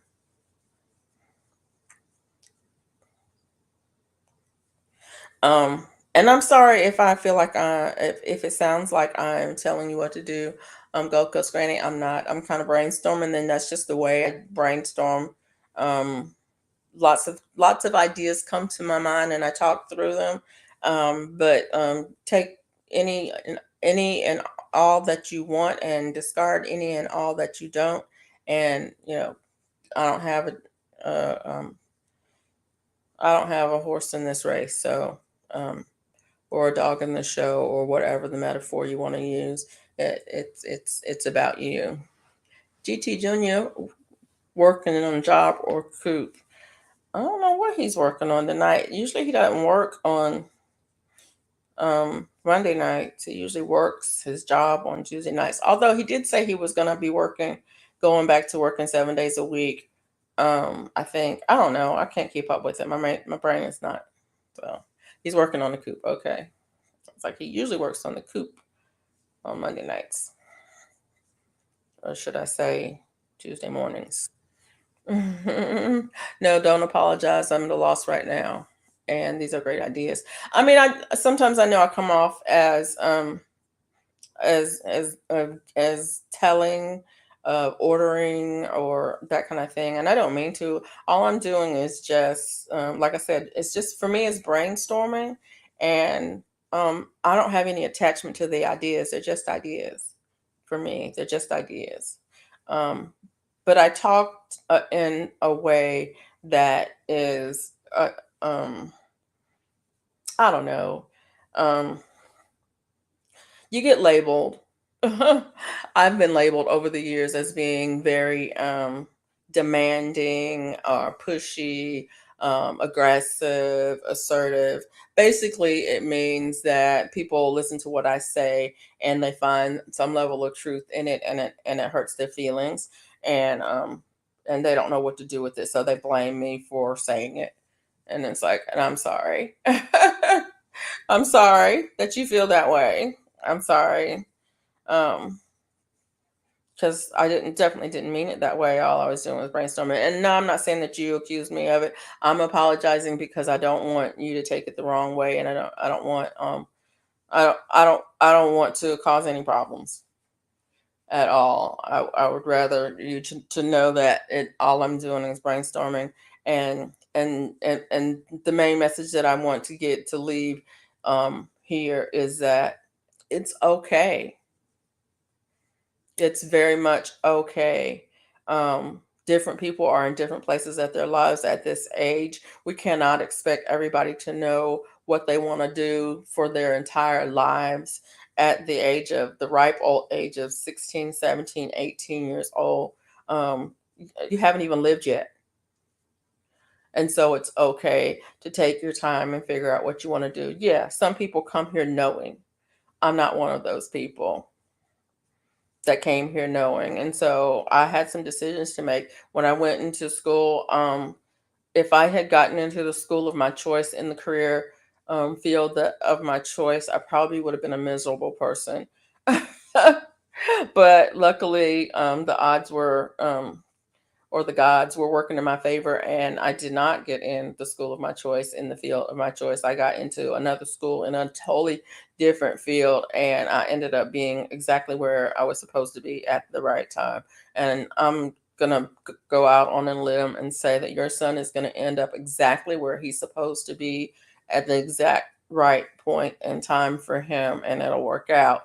um, like GT Jr. says, trust the process because the universe conspires in your favor.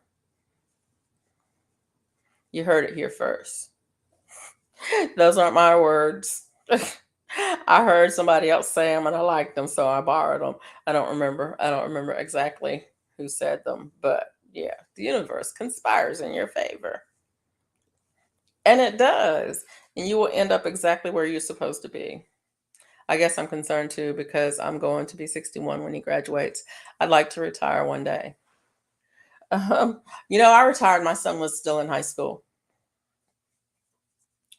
and I gave it a lot of thought. I was going to put off retiring until after he graduated from high school, but I had 3 bad days at work, and I kept telling myself 3 bad days. One, I said, when I become the day, the hour, the minute that I become eligible for retire, I will retire. And then when that day came, I said, okay, 3 bad days. When I have 3 bad days at work, then I'll retire. Well, bad days came. And I was like, I think this is day 3. Let me put in my paperwork. And so I retired, and my son was still in school. And guess what? It was the best decision. I should have retired the very day, the very hour, the very minute that I became eligible. Oh, I'm not retiring from parenting. That is too funny. They got me for life. I told my kids they never get rid of me. You got me for life. I won't say what they said to me because it's probably not acceptable on the site, but no, they didn't say that. We laughed about it. They're like, okay, if that's the way you want it. um, I was very much a helicopter mom. When they were younger, I am very much a hands off mom. Now that they're older, they call me asking me for information. They asking me about stuff, and I'm like, I don't know. What would you do? Yeah, I don't know. What are you going to do about that? I don't know. What do you think? That's my answer now all the time. It's like, that situation. What you going to do about it? What is a helicopter mom? I like being a grandparent. I like to go to part-time status. Okay. Um, for me, GT Junior, it meant that wherever my kids were, that's where I was. And so, I mean, I didn't go to school with them and I didn't homeschool them, but if they were involved in extracurricular activities, I was there. So when they took taekwondo, I took taekwondo. When they were at baseball, I was at baseball. If they had practice, I was on the field. I was practice with them. And now I might be crocheting on the field, or I might be reading a book, or I might be doing any and all kinds of things. But I was there. I was not the kind of person that dropped off my kids anywhere. If I couldn't be there, then my husband was there with them. If one of us couldn't be there, then they weren't there. I was just that mom. I had to have my eyes on them at pretty much all the time. My kids did not do sleepovers, and we did not allow sleepovers. We were just I was there, simply there all the time. If somebody said something to my kids that was, I mean, it was nothing. It was nothing. When my kids were little, my kids when one day was in daycare. I went to pick him up. The teacher said something about him because he and his little friend, um, he saw his friend, and he ran over and he hugged him really hard, and they hugged each other, and they, and she said that wasn't normal. And I said, excuse me? She says, I've been in this business for over 25 years and that's not normal. I said, you're saying to me that my son's behavior is outside of the range of normal? She said, yes. I said, "Oh, get your stuff." And I just told him, go get your stuff. And he was like, yes, ma'am. He went and got his stuff. I went to the daycare office. I told her that you have a person here who's making assessments of my child, and she does not have any background or any kind of training in order for her to be making that kind of assessment. She's saying things about him that is not true, and she's saying it in his presence that it could have long-term implications on him. My child will not be coming back here anymore, and you will not be getting any more of my money. Thank you very much, and we're out. She was not a behavioral specialist. She was not a psychologist. She was not a psychologist. She was not in any way, did she have any training in early childhood behavioral patterns. And yet she was making an assessment of my son in front of him, saying things about him, calling him abnormal. And I said, my son cannot be in this environment. Yes, I'm very much a helicopter mom. Yes, I very much told that director of that daycare that they will no longer be getting $300 or whatever it was, whatever that sum of money was for my two kids who were going to school there anymore. And I pulled them both out of it. And guess what? I called my boss and says, I don't have any daycare. So I'm going to have to take some days off until I get some. And daycare has a waiting list of over a year in my town. That's, yeah. That's me being a helicopter mom, but I'm going to protect my kids. I'm a mama bear. I'm going to protect my kids. I'm going to protect my kids. I'm going to be their advocate no matter what. I know what bothered her. I live in Alabama. You probably can guess what bothered her too. But I don't know. Um she didn't like my child for whatever reason. She didn't like his behavior for whatever reason. And don't get me wrong. I understand that there are people who like well-mannered, very calm and sit down and be quiet children. My children were not one of them. They were very active boys. Boys, active. And they did boy things like bump each other on occasion, like scrap with their friends. My boys and their friends have fought, not to blood or anything like that, but a bump here, a bump there. You know how boys jostle for position and that kind of things. They have fought, but they've had the same friends since preschool. They're close. They're friends. They still keep in touch with each other. They're in college. They're college age now. And this woman is going to say, no, you're not going to assess my child in any way, shape, form, or fashion. You're not going to write anything down about him and his behaviors that's going to follow him the rest of his school age careers at all. Yeah, that part. But people don't understand the impacts that they can have on children. I was not the mom to let that kind of thing happen to my child.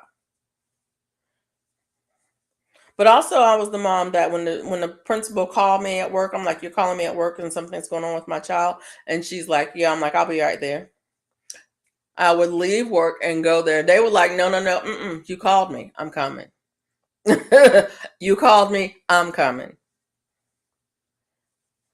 And don't let me get up there and find out the adults were behaving badly. Because there's a child and there's a whole bunch of adults.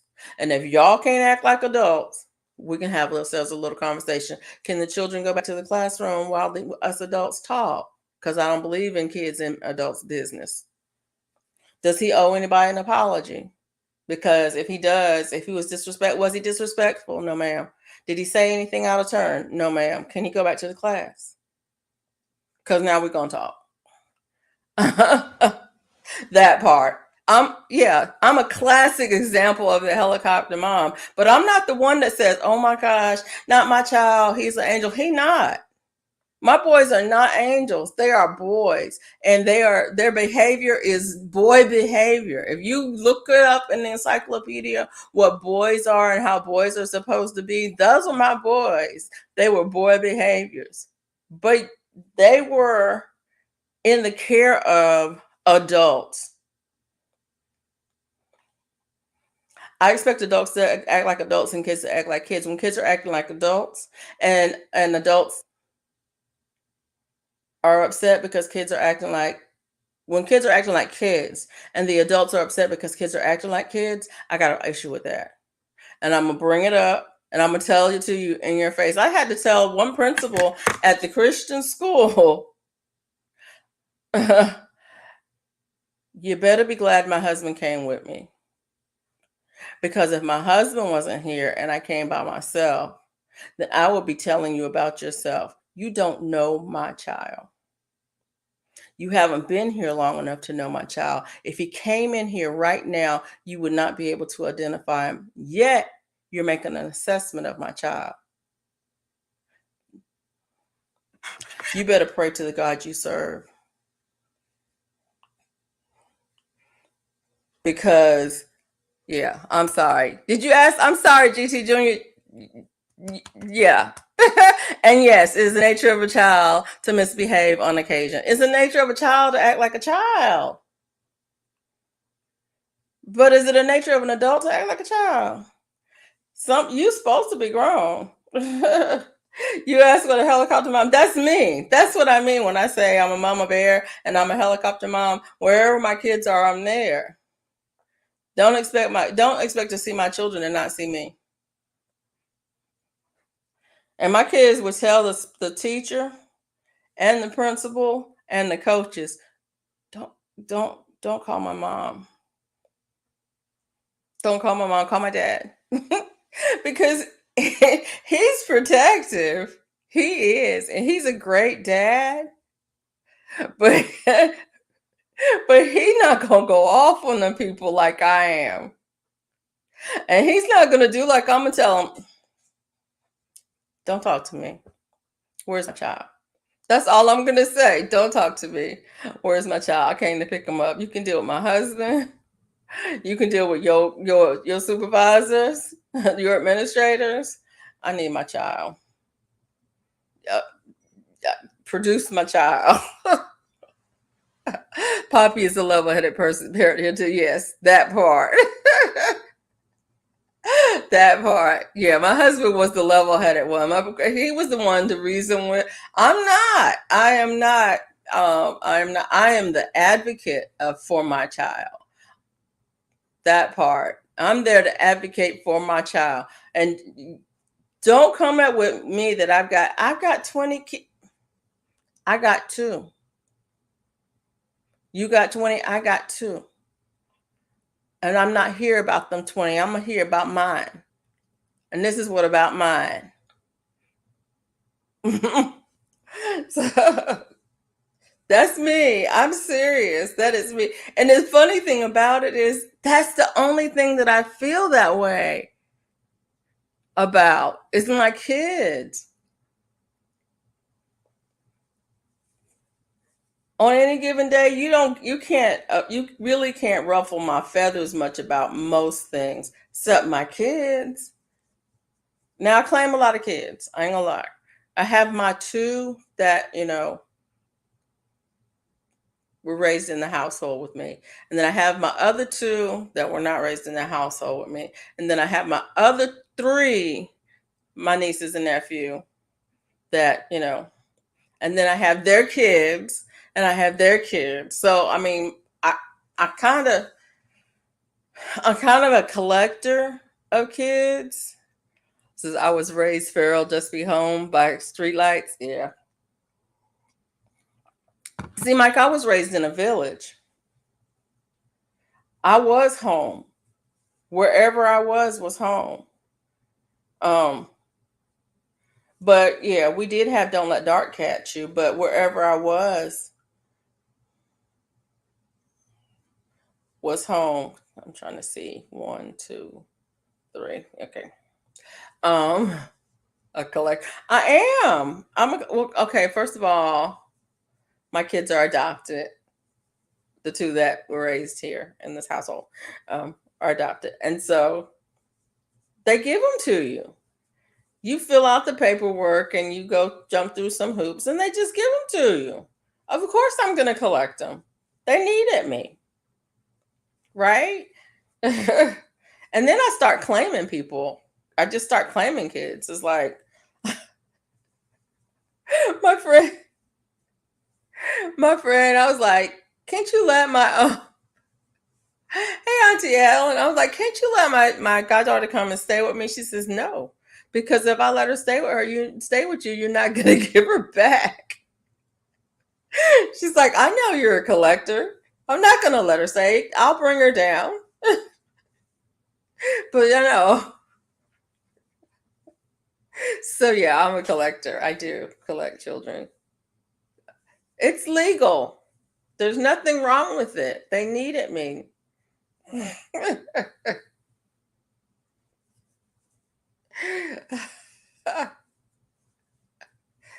Don't laugh at me, GT Jr. That's funny. Do you collect old white ladies too? I kind of do. I kind of do. Do you need me? Because if you need me, I'll be there. I can come. What you need me to do for you? Is somebody treating you wrong? They better back up. I was listening to this lady. Y'all are all my fam. She's a collector too. I was listening to one lady and she's like, "Oh, we're all going." She was in the military. She's like, "We're all getting to the top of this. We're all gonna get to the top of this mountain. If I have to drag you kicking and screaming all the way." I was like, "Wait a minute. I don't even know if I want to go." It's like, if I gotta drag you kicking and screaming, we're gonna make it. We're making it. We're gonna make it. I'm like, I don't know if I want to go. I think I might want to stop right here and take a nap. We're back to that nap again. You just let me know. You got my email. Email me. You let me know. Because I believe in having advocates. I really do. There are certain situations where somebody said once, if you're on a desert island, they wanted they wanted the two of us on the team. I don't know if they do or not because I keep telling people if we're stuck on a desert island and I'm there and you're there and your nap just woke up from my nap. If we're stuck on a desert island, I'm looking around to see who's going to be dinner. I'm just I'm not the person who won't eat anything. I will if it yeah. So that part. My wife gave me a list of choice for Tuesday. My birthday was Monday. I said, but it's my birthday week. She said, no. Oh no. Mike, aren't you old enough to start celebrating more than a day? More than a week? Wow. I celebrate the whole year now. I used to take off when I was working. My supervisor knew for real. I was going to take off the week of my birthday. That's when I first started working. I took off the week. I would take off the day, and then when I had more leave, I'd take off a week. And then when I had more leave, I think it was I started working in 1984. In 1991, I took off 3 weeks.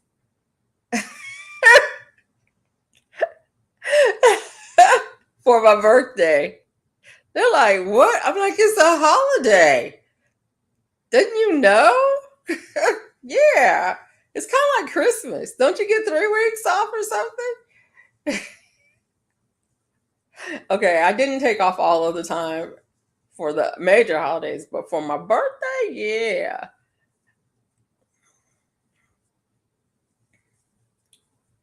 But yeah, I do celebrate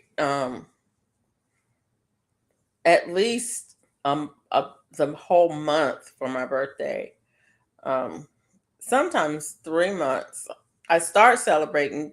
Usually, I start celebrating my birthday in January. When the new year rolls around, that's when I start celebrating. And then I usually go until my sister's birthday. And her birthday's in May. So, yeah, pretty much celebrate 1 month starting November 13th for my month anniversary. See? Yeah.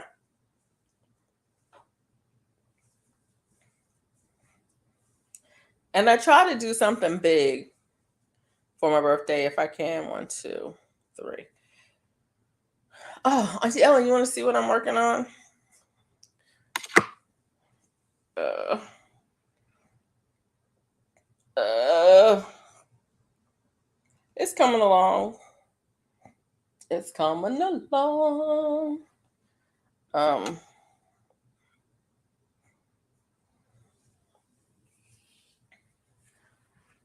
it's coming along. I don't like it. I don't like the pattern, but I'm committed to it now. So I'm gonna finish it. I will be 76 years old in 2 weeks. You know what? I'm gonna be celebrating your birthday with you, Auntie Ellen. I'm gonna be on a cruise. You're not gonna be with me, but I'm gonna be celebrating. As fine as wine, Auntie. Ooh, yeah, that's what I need to do. I need to make some wine tomorrow. So when I get back from my cruise, it'll be ready to drink. I'm going on a cruise, y'all. I know most of you already know it, but I'm telling you again. I'm going on a cruise. It's like not this Saturday, but next Saturday. I'm going to crochet on my live stream. Oh, okay, cool. On Thursday.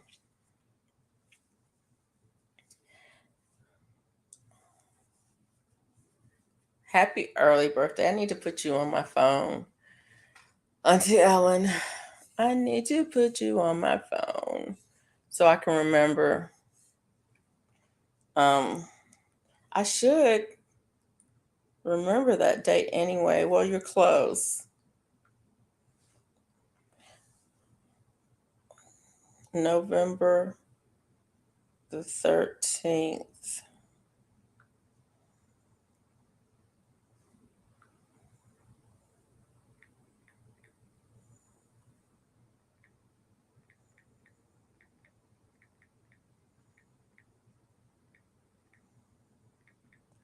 I'm putting you on my phone for all day, and I'm going to repeat it every year on November 13th.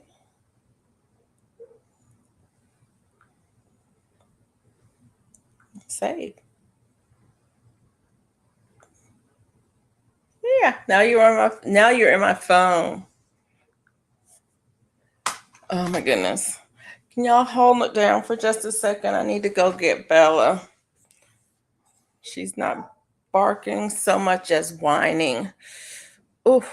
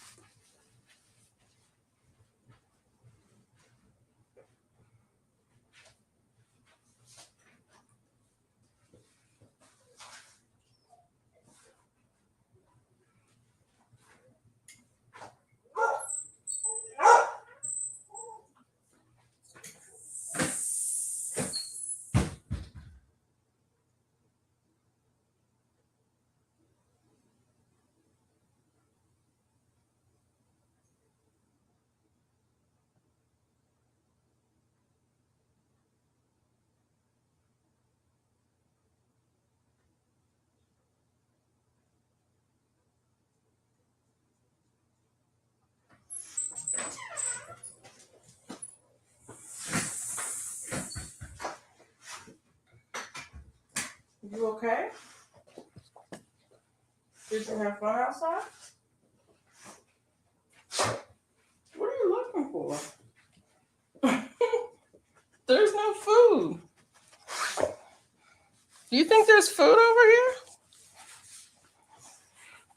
Oh, there's none. Okay, yeah, I'm back. She had to she was ready to come in. But she's running around looking like she wants something to eat, but yeah. I have wine fermenting now? Really? What kind do you have going, Auntie Ellen? I have some juice. I make wine from juice mostly. Sometimes I use fruit. I want to do some blueberry and some strawberry. Um, I need to call my friend who has blueberries and see if I can get. I need about 8 pounds.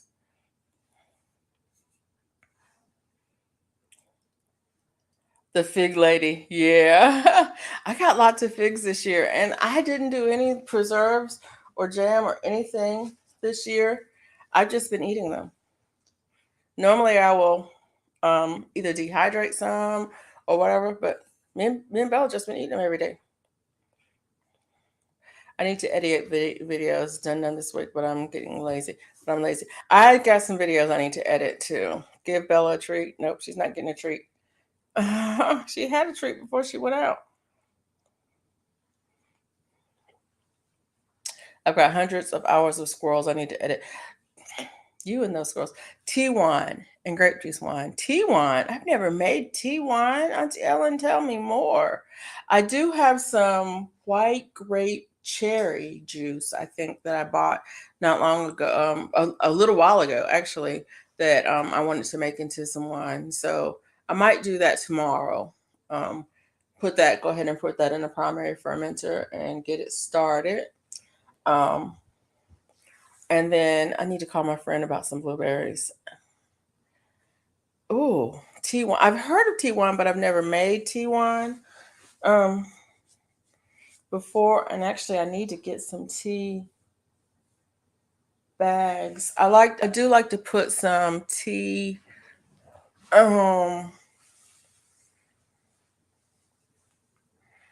sometimes I'll brew some tea and put it in my juice wine for complexity, to add some tannins in there. And for some complexity.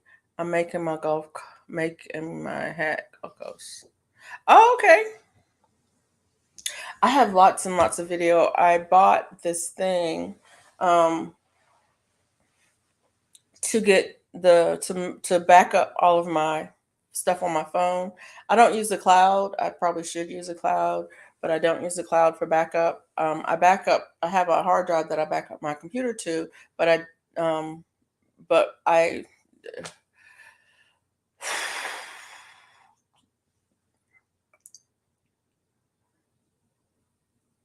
yeah. Anyway, what was I trying to say? I bought this.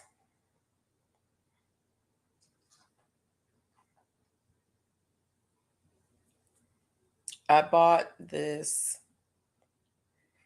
gadget gizmo to get all the stuff backed up off of my phone, and I need to do that because my phone is getting full of all the video that I haven't edited. So yeah, I need to record whatever I'm doing, which is mostly grilling, gardening, feeding squirrels. Okay. Tea wine is made with black tea, almost like kombucha, but you put yeast and fruit in at the beginning. Ye- Wine yeast. Yes. Okay. I generally will put some black tea in my fruit juice wines. Um, Especially if they don't have grape juice in it. Now, most of my wines do have grape juice in it, but sometimes when I make strawberry wine, it doesn't have any grape juice in it, and it doesn't have any of the natural tannins that you get from grapes. So I will add some tea for the tannins in there.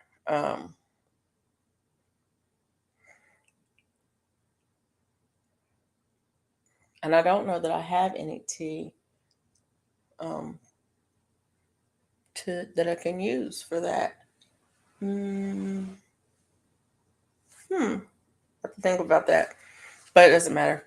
Um, oh, Mike, I just finished now and packaged up. I have to wait until Friday to send it. Okay, I just record whatever. Okay. Wow, so fast, Gulf Coast. My cats don't take long. I guess I could film mopping the floors and feeding the cats. Gulf Coast Granny, there's a lady over on TikTok that films doing regular household chores, washing dishes, cleaning out the refrigerator, mopping floors, folding laundry, regular household chores, and she gets lots of views. I mean, she's talking while she's doing it, but and actually, she's not the only one. There's several people do it. She's talking while she's doing it, and so yeah, you can do that. And it's funny. It's interesting. There was a guy.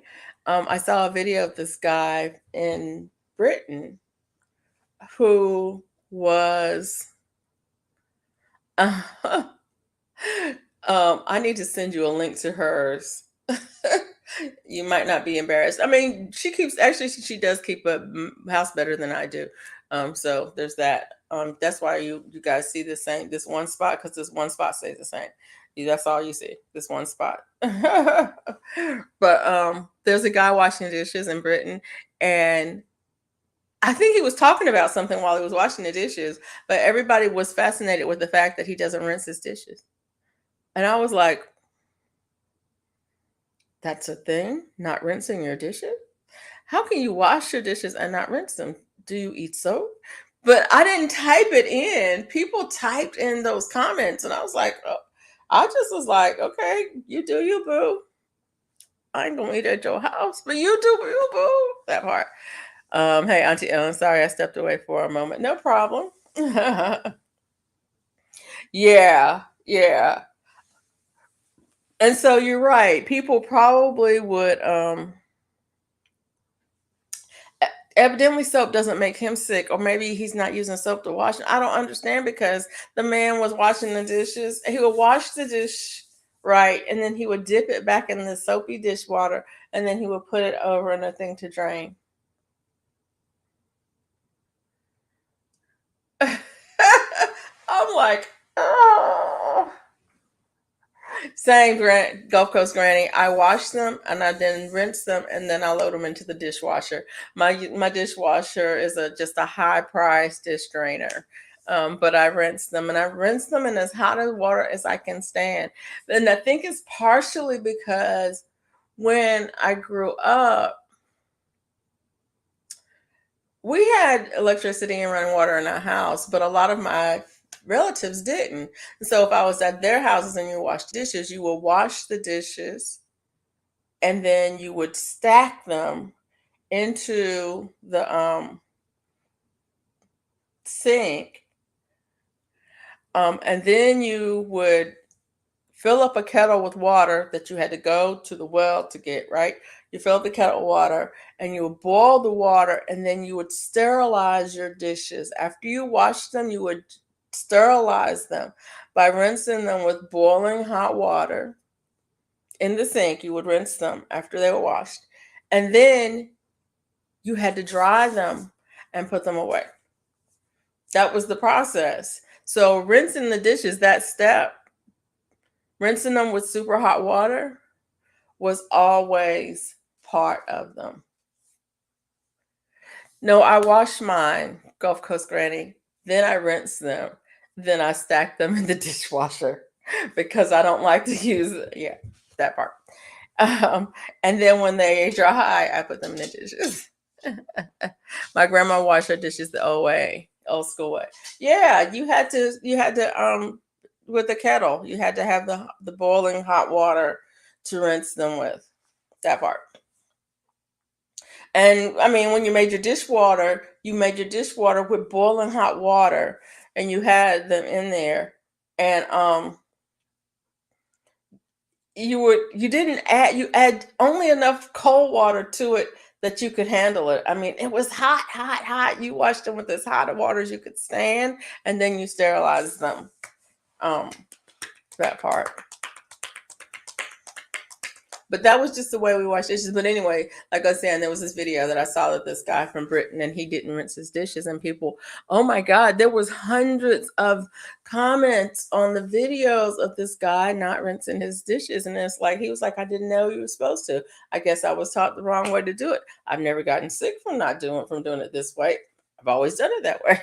What I used to get says they wash dishes with cold water.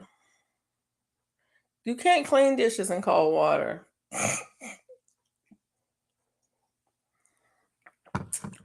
I heard my oldest daughter tell her daughter that the other day.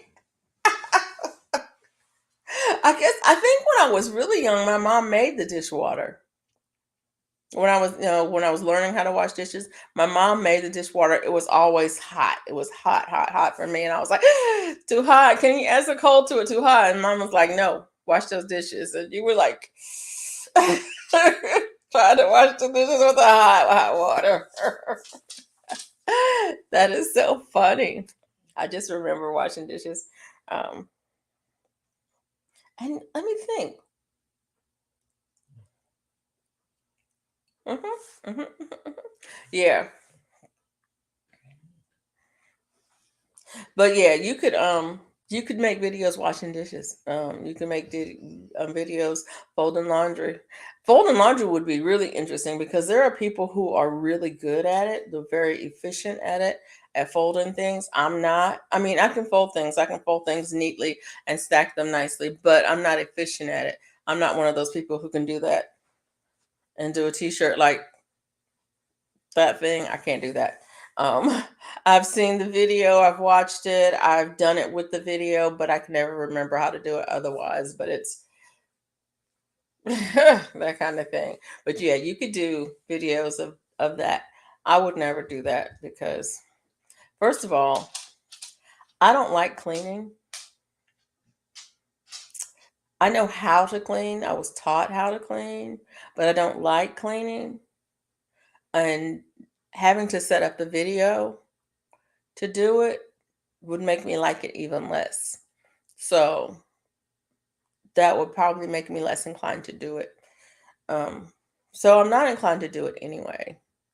Um, but having to film it, I'd be even less inclined to do it. I I watched a lady go about her day, not for her, but she had four ferrets that ran about.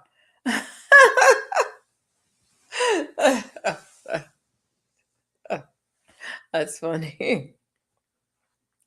I told her that baby's only 8. She should not be doing the dishes. She said, you had me standing at a stool at 6 doing the dishes. I watched some Asian people folding clothes and realized I've been doing it wrong all my life. Yeah, that part. I'm not. Yeah. My sister, Joanne Stevens, does her laundry and cleans like a professional, very picky, like we were taught growing up. I slipped. Well, I did what I had to do growing up because self-preservation. I did things the way I was taught to do them, and I did them when I was taught to do them, and I got it done. But the minute that I no longer had to do it, I stopped. And so, but then when I did it, when my kids were growing up, I didn't teach them how to do it because I didn't care.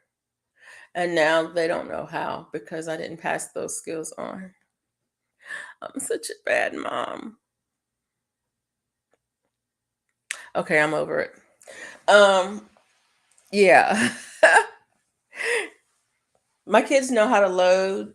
I take that back. One of my children knows how to load and unload the dishwasher. The other child can put stuff in the dishwasher, but it won't be done correctly. And it may or may not come out clean at the end because he may or may not put the right detergent in the dishwasher. And he may or may not put it in the right place in the dishwasher. Not that he hasn't been shown how to, because he had. T Junior, are you laughing at me again? I can hear you laughing. I can hear you. This is a belly laugh. This is a loud laugh. This is people looking at you and wondering what you laughing about laugh.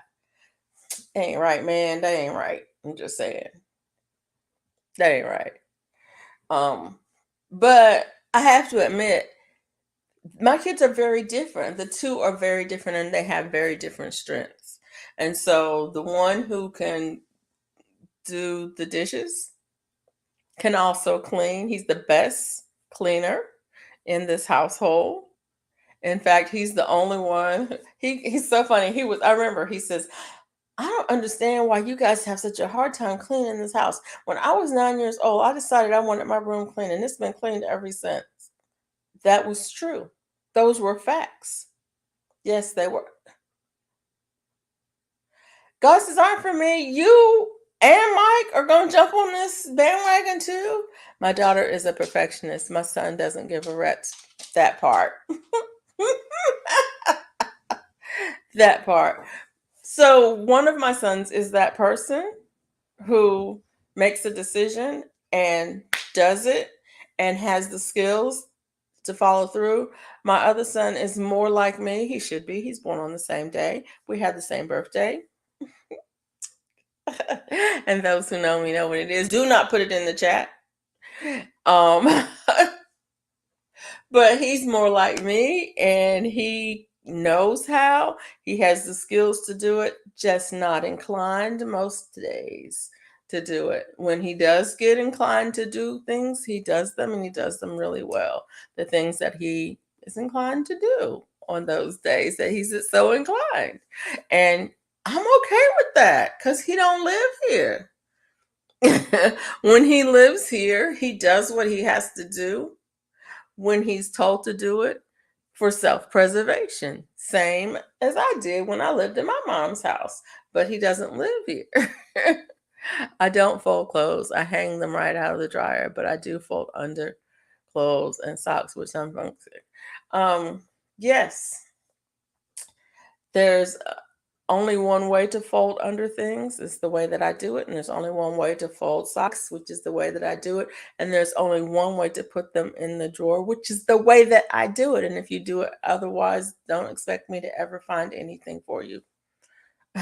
And by the way, they must be organized by color from light to dark.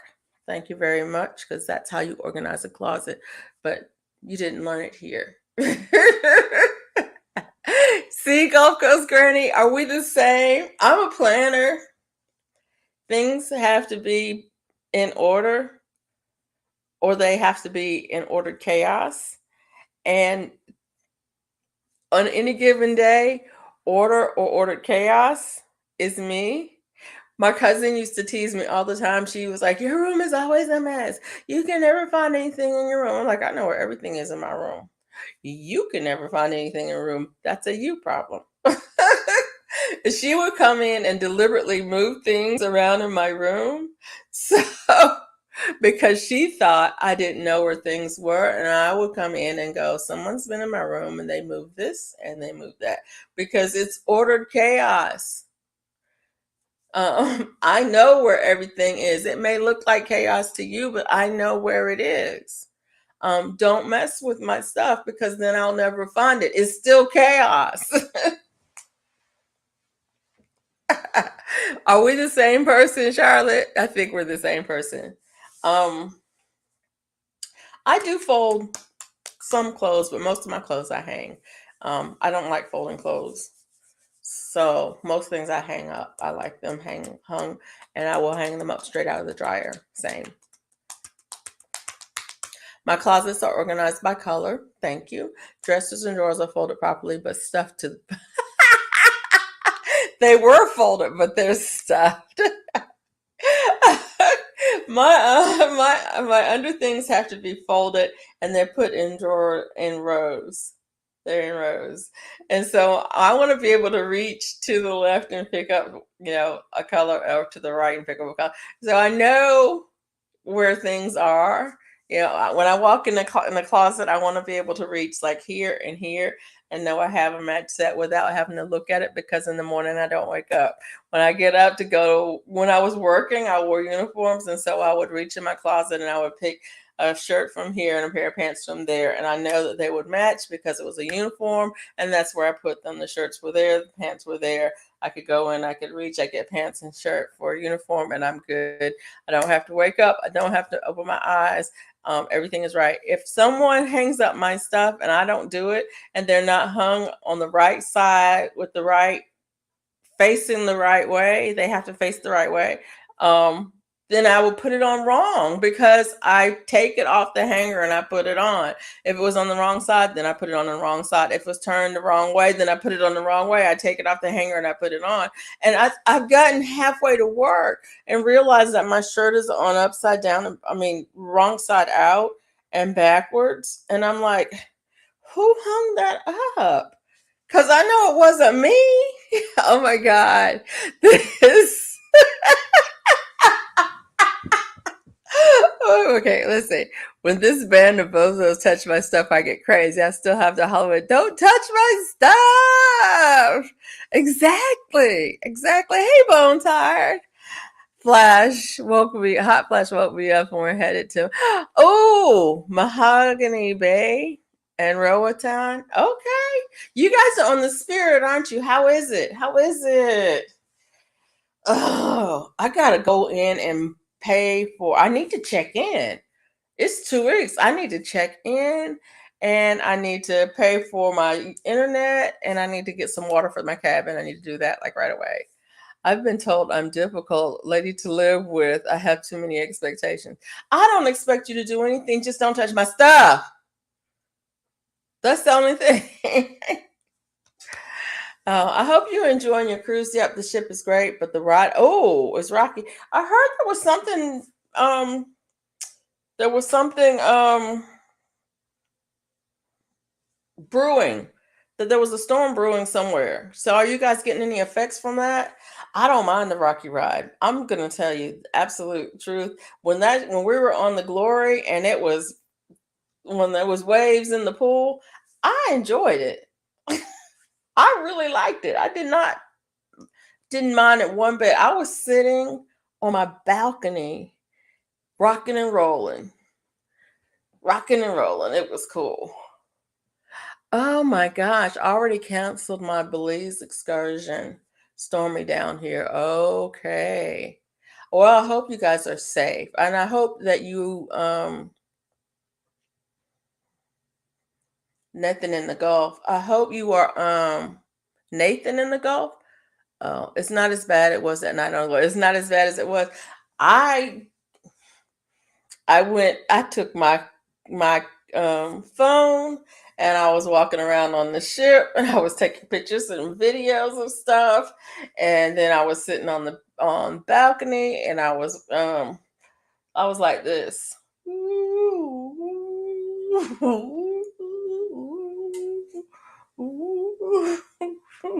And I was watching people and laughing. People were seasick, woozy, stumbling over. Yeah, I haven't been seasick, thank goodness. That is so good. I'm glad you are not seasick. Oh, I hope it calms down a little bit though, because I do want to. I don't know if we have any ports that are tender ports, um, and I don't want stop ports to be canceled necessarily. But yeah, um, never mind. That was an older Nathan. What? Oh crap! Nathan is headed right for us. Oh, what? Y'all, okay, y'all got me trying to figure out what's going on.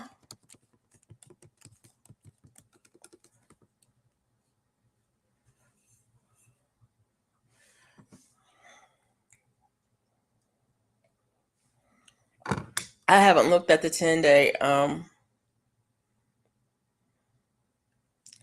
forecast for a minute. And I need to. Oh,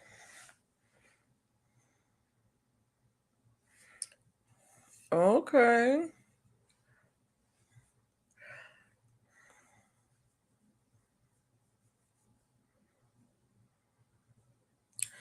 A broad area of low pressure is likely to develop over the southwestern Caribbean Sea in a few days. Hmm. Gradual development is possible thereafter, and a tropical depression could form late this week or over the weekend while the system begins to drift northward toward the central Caribbean Sea.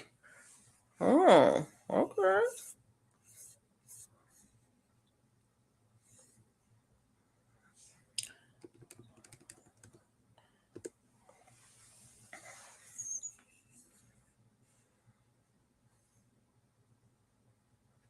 Is tropical storm Patty brewing? I don't know. Patty.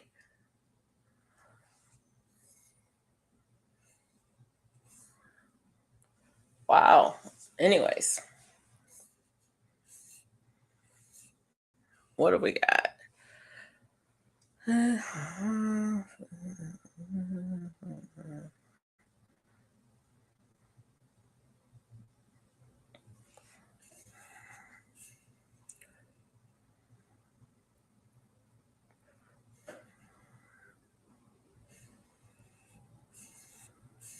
So it looks like something might develop in the next week or so. We'll see. We'll see. Um, wait, what? Belize is a tender port. Not sure if we'll make it or not. Oh no. Yeah. I go. Yeah, that was a while ago. Going back to bed. Just wanted to say hi. Thank you for popping in. I appreciate it. Are you gonna let your twist grow out? My hair has been locked for 7 months, sort of. Um. So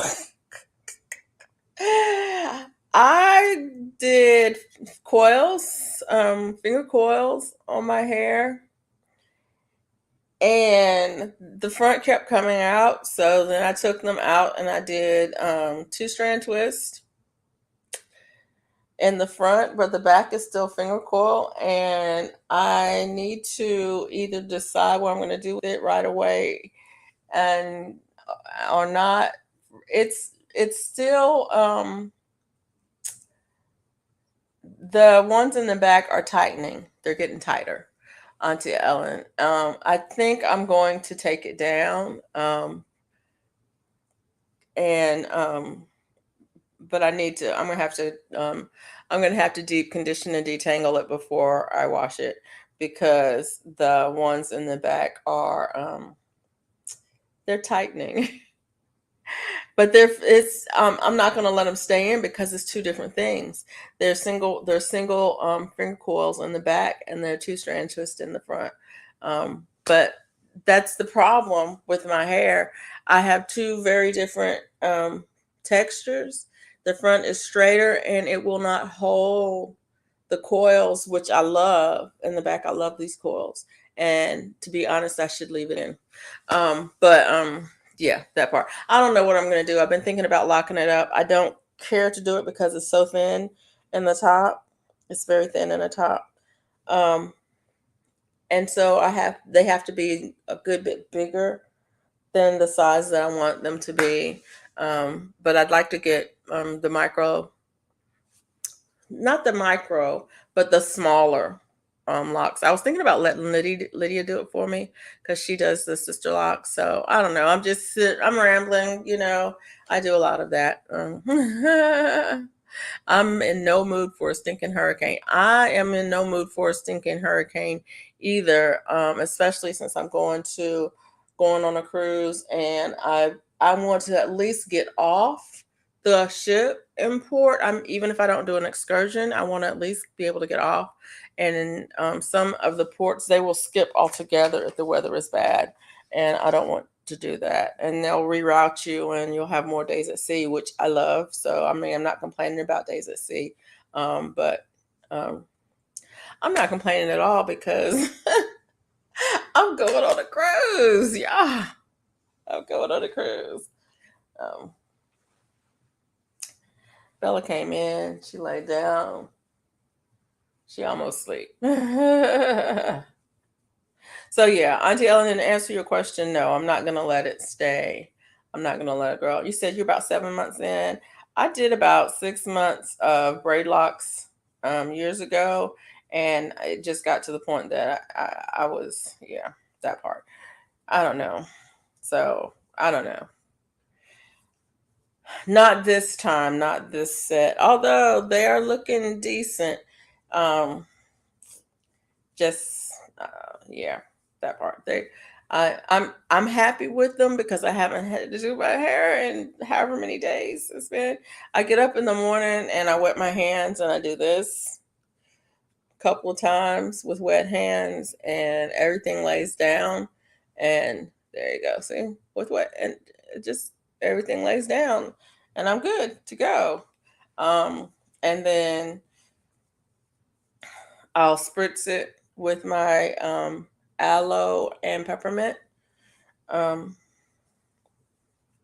I have a shelf stable aloe that I buy, and I have it in a spritz bottle with some peppermint, and I'll spritz it, and I'm good. I'm just good. And then when I feel like it, I can wash it and do this, and they're good. But yeah, not I don't like the parting on this, and I'm rambling again. I'm sorry. Yeah, that part. One day I'll talk myself into a cruise, but I'd much rather see Yellowstone and those huge mountains out west. If you want a travel companion, Charlotte, just let me know. Okay. I've been to Yellowstone. I was there in '88. Yes, I know, a lifetime ago. You remember the '88 when fires? I was there when Yellowstone caught on fire. My sister locks are down to my sister's locks are down to her waist. My hair is soft, and I've been struggling with mine. I have micro locks, not sister locks, tender headed. Yeah. Um, yeah, I don't know that I mean, Lydia does sister locks, so I thought about letting her do it. I don't particularly want sister locks. I'd rather have micro locks because I want them to be a little bit bigger. And the other thing is, I don't know that I'm going to pay. The reason I haven't decided that is because I don't know that I'm going to pay to keep them up or learn to do it myself. So that part.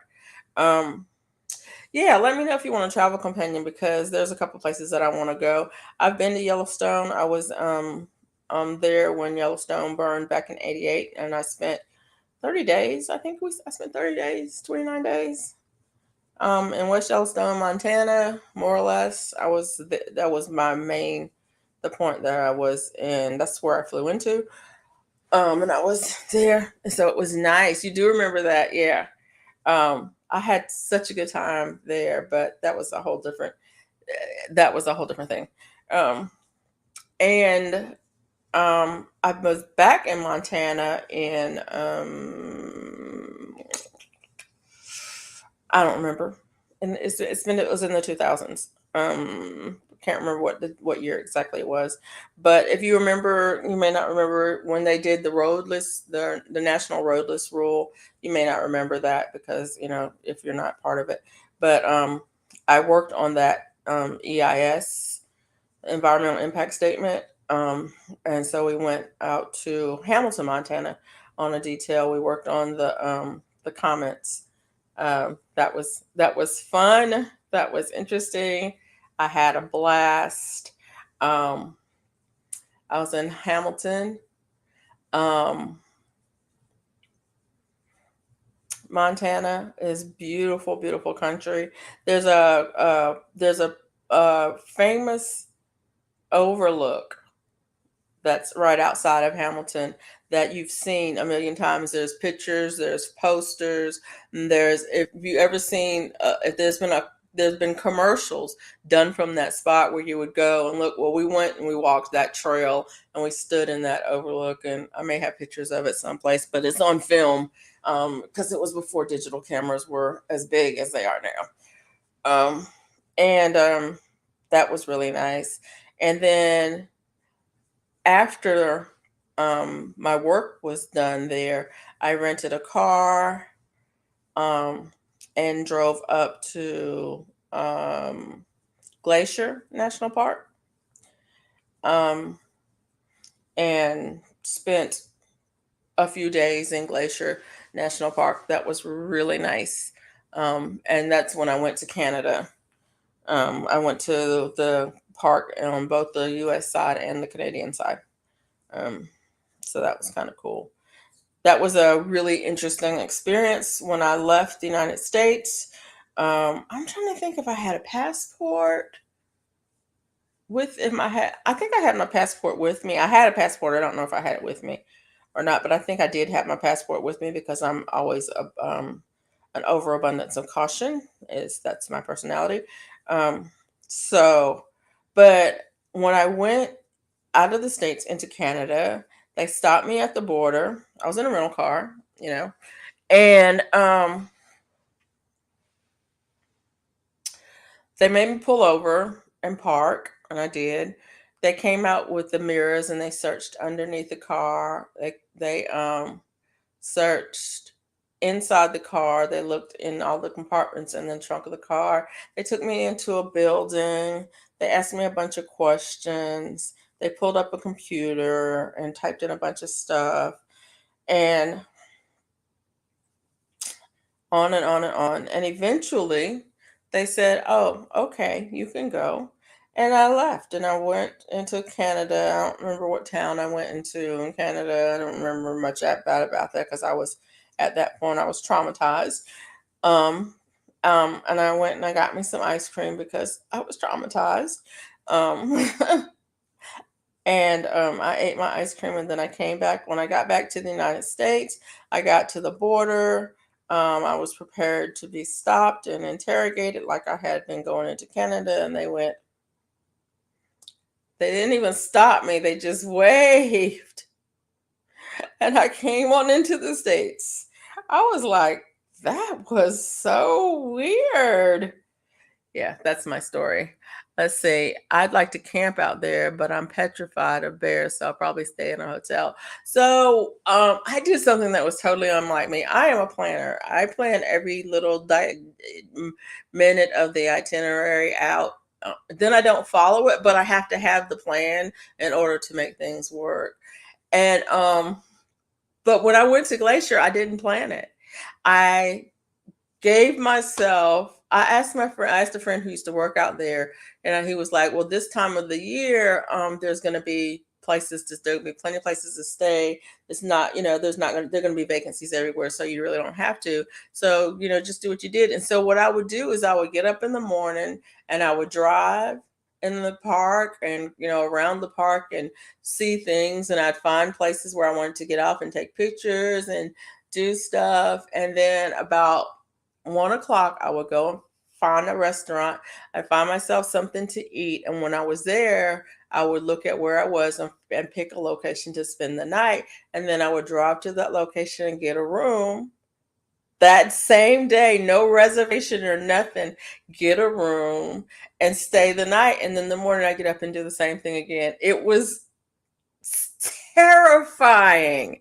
You hear me? Terrifying. Not knowing where I was going to stay, not having a reservation, not knowing where I was going to be. And I just, like, I had a map of the area, and I stayed in the park. I stayed, either in places in the park or on the edge of the park. I just did not.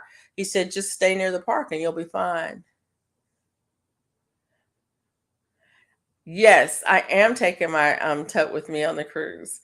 It was terrifying, girl, Ghost Granny. Are you taking my G Quad Narrow tote with you on the cruise? I am taking my G Quad Narrow um, tote with me on the cruise. I'm excited for it because this is going to be my first trip that I've taken it with me. Because usually I have a isn't it here?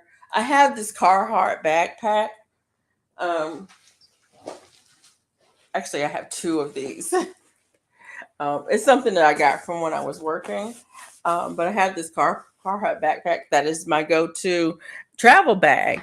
But I said I'm not gonna do take my bag. The last two trips that I took, I didn't take my backpack with me because I didn't need it. Actually, my husband was like, we did a weekend trip to North Carolina, which is a long trip for a weekend, and I was like, "Did you notice something different?" He was like, "You have less baggage," because I only had a small suitcase. And he was like, "How did you do that?" I was like, "Everything is in there." And I was like, he's like, "You don't have your backpack." I was like, "Everything is in there." And so, but for the cruise, I'm going to need more because it's a 8-day cruise. And so I'm going to have my small bag. But yeah.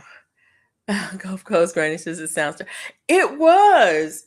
It was terrifying, but it's something I wanted to do. I wanted to do that because I plan everything out, every little detail, double checking every little thing about it. Contingency plans, plan A, plan B, plan C. Contingency plans. If this doesn't happen, this is everything in place. And this one, I was like, I'm going to be spontaneous on a daily basis for this trip. And here's the other thing.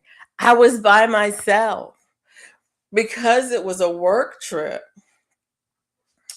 I For the work part, there was a crew of us. I think I'm trying to remember how many people were in our crew. I think it was one of those years. I'm not sure who was in office.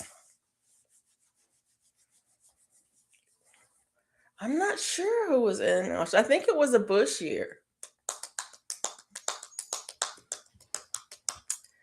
Um But it was one of those years where we had a government shutdown and we ran out of money and da da da da. Because what happened was we didn't have enough money in our budget for the projects that we were working on, and they were saying, okay, all of the money is going to this national project. So if you want to continue to work, I suggest you go work on this national project. And so we said, oh, going to Montana. And so there was like 6 of us on our team that went to this. No, this wasn't 88. This was when I went to Hamilton. This was during, I forget when the Roll This Rule came out. Um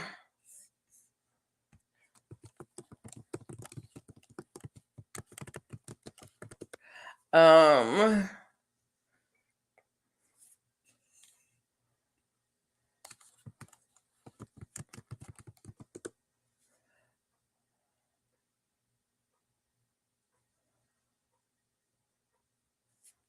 so the rulemaking happened in 99, but I was in it was signed in 2001. So this might have been 2000. So it was like one of the Clinton years. Um Maybe. It was one of the years when Congress couldn't get their self together to pass the budget. I do remember that.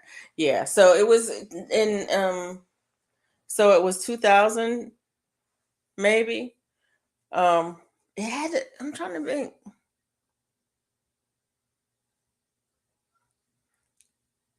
Wow,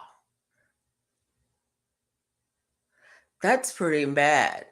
Uh, it might have been 2001. Anyways, I can't remember when it was, but it's around that period of time. I'm trying to think about it because I know my child was young, but I don't remember how young he was. I think he might have been still in the arms, and I was like, and so I was really upset about having to leave him to go for this long period of temporary duty away from home. But I went by myself. My husband didn't go. My child didn't go with me. I only had one child at the time, so it wasn't 2000. Yeah.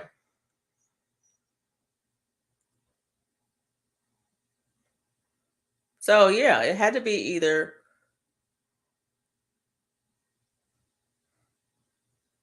2000 or 2001 because I had one child, but didn't have the second child. Um, and he was young. So, anyways, I was by myself. when I rented the car, I was on vacation on leave. I was on my own. And yeah, got some there was definitely some come to Jesus moments out there. I remember calling my husband um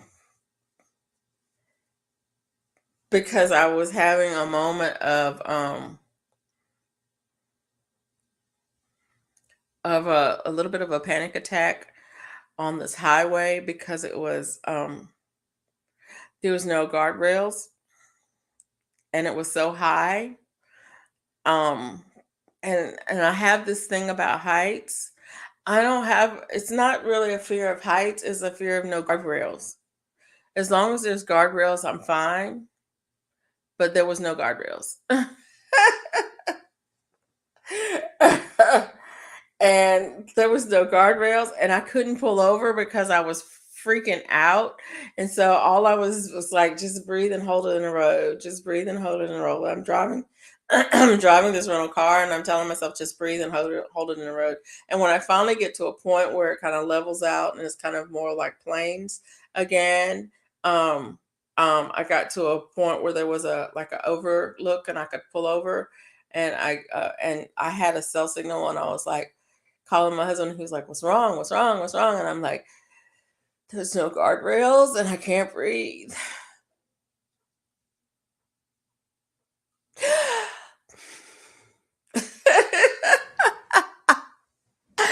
Yeah, that part. So I would advise you if you have any issues with heights and you decide to go to Glacier National Park, let somebody else drive and be in a vehicle that you can maybe put some sunglasses on or something so you don't have to see. That there's no guardrails on one side and there's only mountain on the other side. There's rocks on one side and air on the other. That was yeah. Rocks and air. That's all there was there. It was rocks and air. Um, there's a road in Glacial Park called Going to the Sun Road. It is just that. It's named aptly. Um, and there's no guardrails. There's not even any paint. There's no paint on the edge of the road. In fact, there's no edge of the road really. It's just kind of loose rocks that are falling off on the edge. No, Poppy might have to put me in a coma to do that. Yeah. Ah. So I am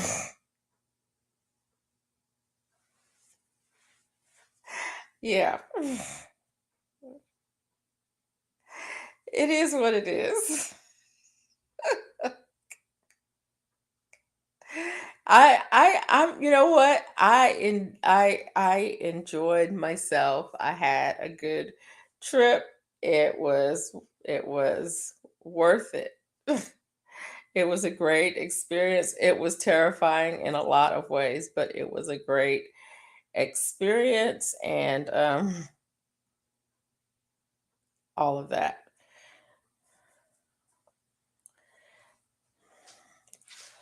So I did something wrong and now I don't know how to fix it.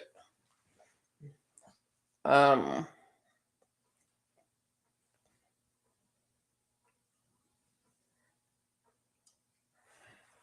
okay, hold on a second. There's two rows of single crochet. What are that? There's that row on top of there. Is there a row on top of there? Yes. Yes, there is. There is a row right there. So right here, I'll do a row of single crochet. Okay. I might not be able to go to work. It's slicker than, oh, a can of oil. Uh-oh. I could do stuff like that when I was young. Today, I'm not sure I would survive. Um, I understand. I really do. understand. I this is making me crazy.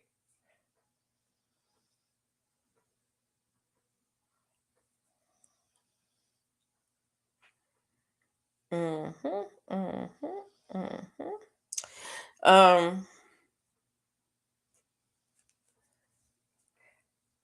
um,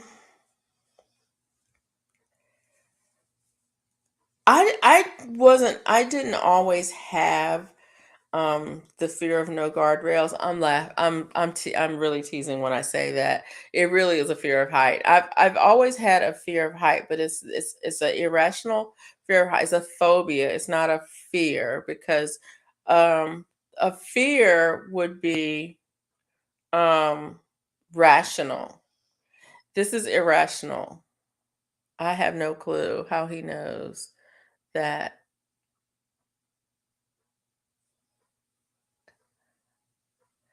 I'll uh, that is slick, but he says it with his whole chest. My dad says slicker than okay. He knows that part. Um, yeah, my fear of heights is not rational because I'm not afraid of climbing. I'm not afraid of being in tall on tall things or on high things, on mountains, on anything. I've never had a fear of that. I'm not afraid of falling from those places. I just am afraid to come down. That's why, and the thing of it is, that's why I say it's my fear of no guardrails because it doesn't bother me as long as there's a guardrail. And the guardrail can be just painted on. Like if you paint a line on the edge, I'm good with that. I don't have a problem with that. Or you know how you can have horses and you can put a rope around them and they'll stay within that area even though they could easily jump the rope or push the rope over. It's kind of like that. Like that my brain sees that barrier as a safety feature. And as long as the barrier is there, even if it's a painted barrier or even if it's a barrier that's made out of dental floss, I'm good with that. The guardrail doesn't keep you from driving off the mountain, and it definitely doesn't keep you from falling over it if you walk up to the rail. You can drive right over that. That's why I say it's irrational because the I was fine with the part of the road that had the white line painted on it. I didn't have no problem at all. But the minute that white line disappeared, I was hyperventilating in my car. And it's like, I can't breathe. Am I getting altitude sickness? And then where the rocks were crumbling off the edge, oh no, no, no, no, no, no, no, no, no, no. That part. And the thing of it is driving up the road, it's like, oh, it's so pretty. Oh, it's so nice. Oh, it's so high. I'm good. I'm good. I'm good. Coming down the other side, coming down is hard. I'm just saying. Y'all can take that any way you want. Don't say pause, but you can take it any way you want. Coming down is hard. Just saying. Going up, not so much. Coming down, it's hard. See? I'm like that in small spaces. Oh no, wide open spaces. Being out on the plains out there, it's like, yeah. Can you somebody give me a closet? I'm good with that. Give me a box that I can sit in. I'm good with that. But yeah. So yeah.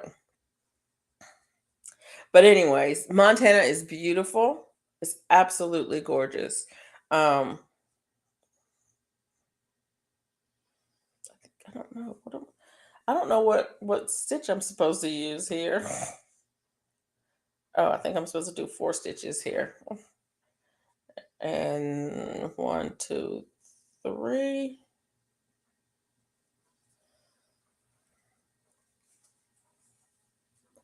Yes, I got icy roads. Oh, um, yeah, GT. Be safe, my friend. Be safe. What is your contingency plan? One, two, three, four. Okay, I'm gonna have to do that again so I can count it because I didn't count. Two, three, four. The thing about Montana is that I lived in the mountains of North Carolina, so I know mountains, right? I lived in Asheville, I lived in Brevard, I lived in Murphy. So I lived in the mountains of North Carolina, and they're what they are. Um, but when you out there, you're there and you look and you see the mountain and you go, "Ooh, that's cool. Why don't I go hike over there?"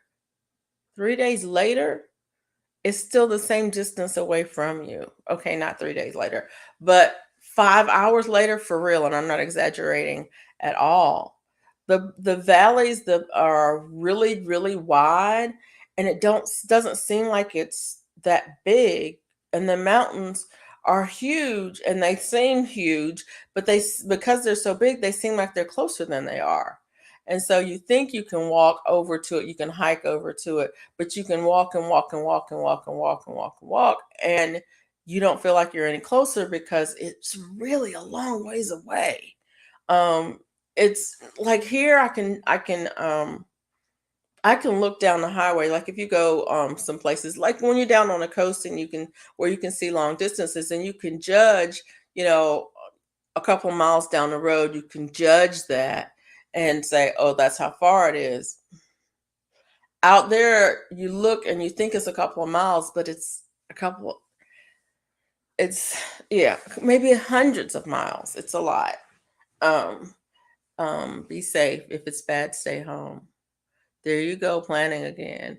I bet it does make one feel small out there. And so, yeah.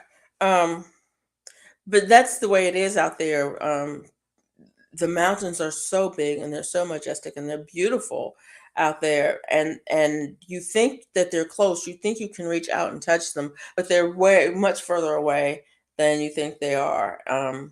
And the valleys are really wide and big, and yeah, lots of wide open spaces. But if you've never been there, the nighttime sky is endless. It's so beautiful. It's endless. That's why they call it Big Sky Country. It really is Big Sky Country. And the in Yellowstone, the geysers and the hot springs and all of the things the are beautiful. You can go to some of the areas with boardwalks at night, and the steam from the hot springs will cover everything. You can barely see, your hand in front of your face because of the steam from the hot springs.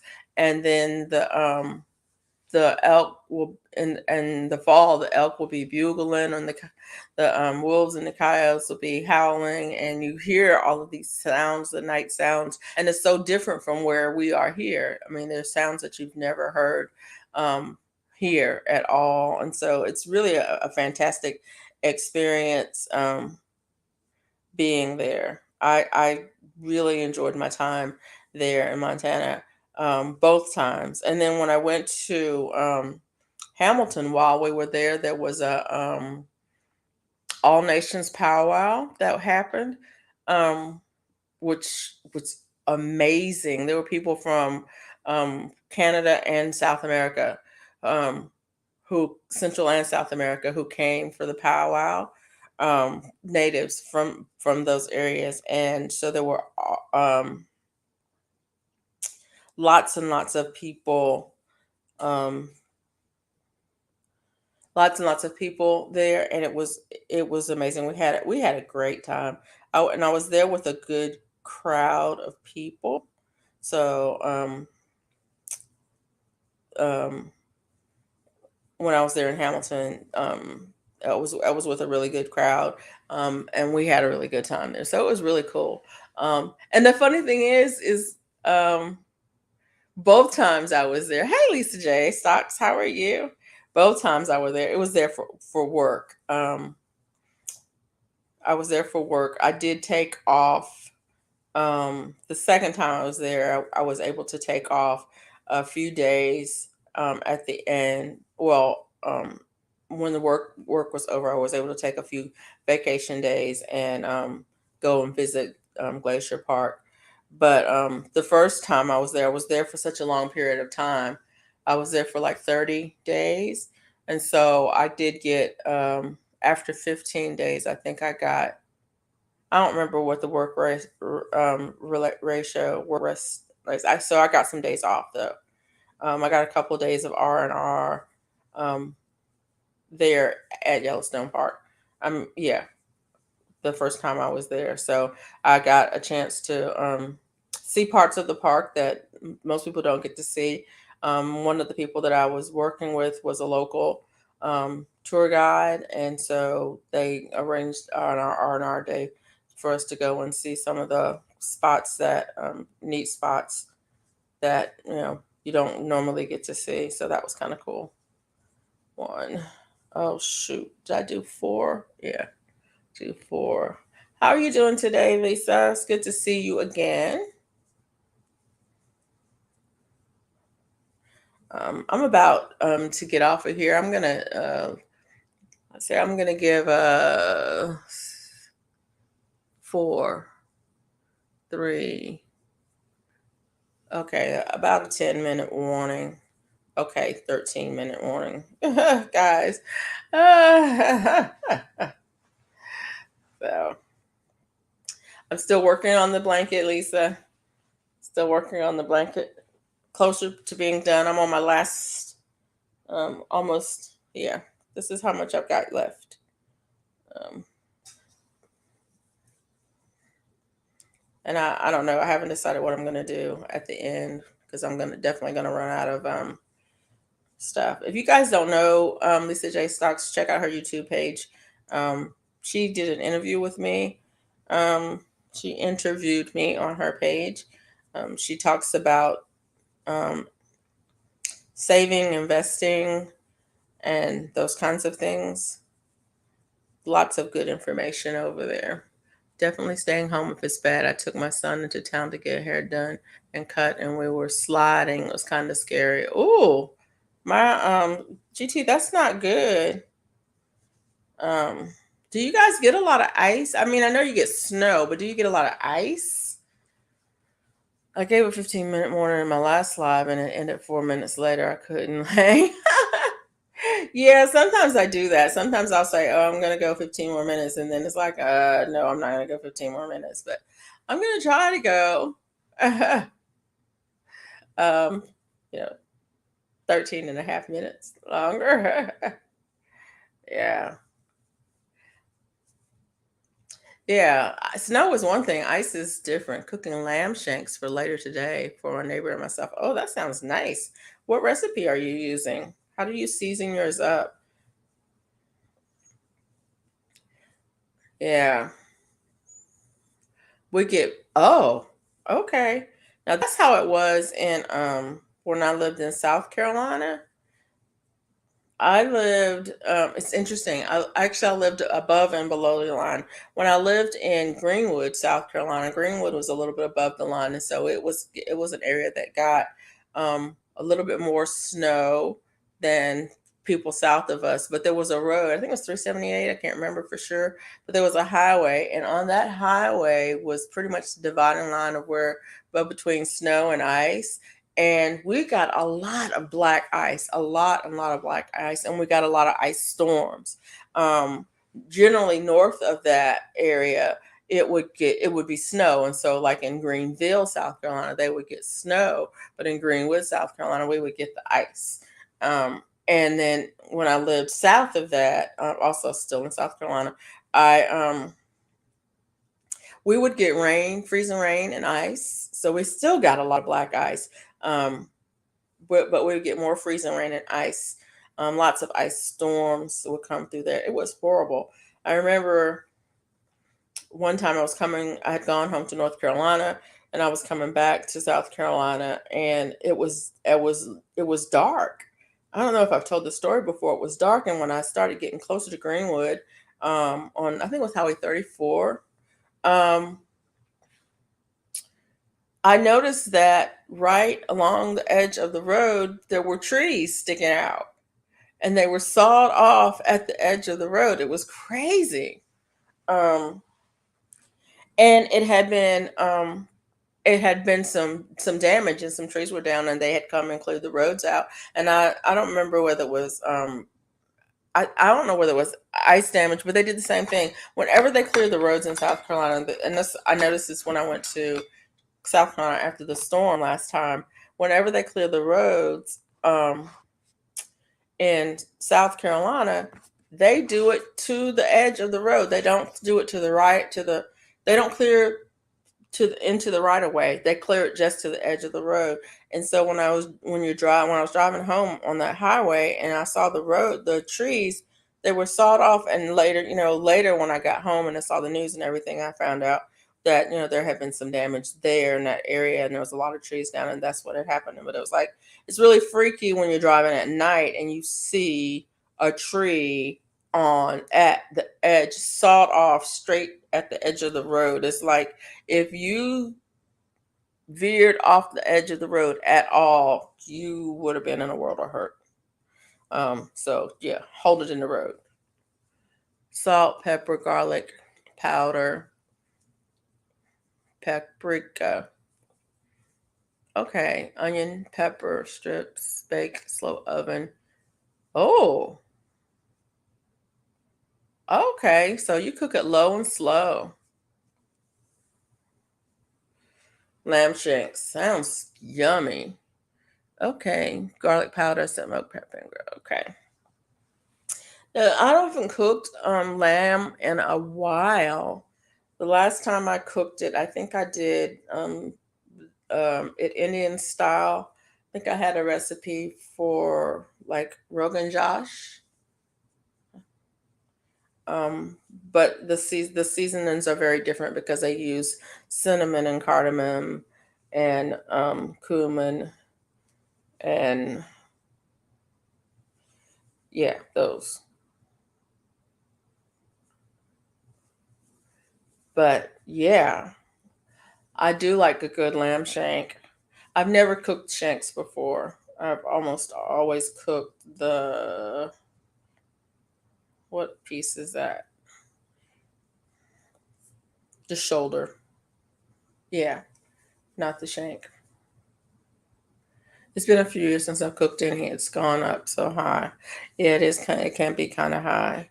Although I still can every now and then. Publix will have it on sale. If I catch a good sale, I'll pick up some. I might have some in my freezer right now. Come to think about it.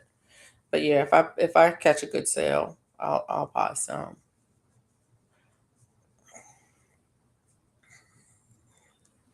I I have a friend who will grill it. It is really good. We used to have we used to have a seder for Passover, and so we would have lamb shank for that, and he would always cook it on the grill, and it would be amazing cooked that way. I'm not sure what seasoning he put on it, but just that smokiness with the cooked on a good. Oh, you have to go to Mobile to get. Wow. Publix. My husband used to like lamb chops cooked on the indoor Jen Air. Okay, I remember Jen Air. I haven't heard that term in a long time. Um, yeah, I had lamb chops when I went to Berlin. We went to actually it was my brother's favorite Greek restaurant. And the funny thing is, we had a reservation there because my brother wanted us to eat there. And so he called the lady there who was a very good friend of his and said, "My sisters are here and Takis is going to bring them there for dinner." And so we walked in the restaurant and it's like, "Hi, how are you?" And there was hugs and there was kisses. And it was so good to see you. Oh, you look just like your brother. I'm so glad that you're here. Come. Have a seat. Have a seat. What do you want? Da da da. And the funny thing about it is they treated us like we were family.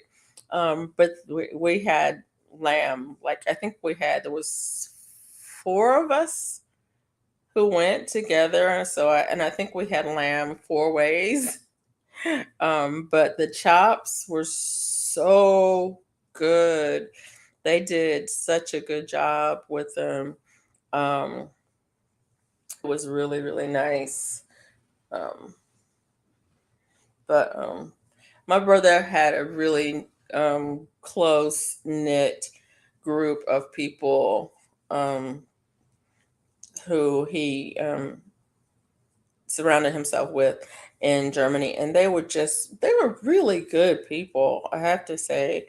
When we went over to see him, we had a really nice time, met a lot of good people, and we were really made to feel at home. Um, it was probably I can't say that I mean, I had been there before, so this was my second trip there. And the first time I stayed with him, this time he was in hospice, so we didn't stay with him. And but it was interesting.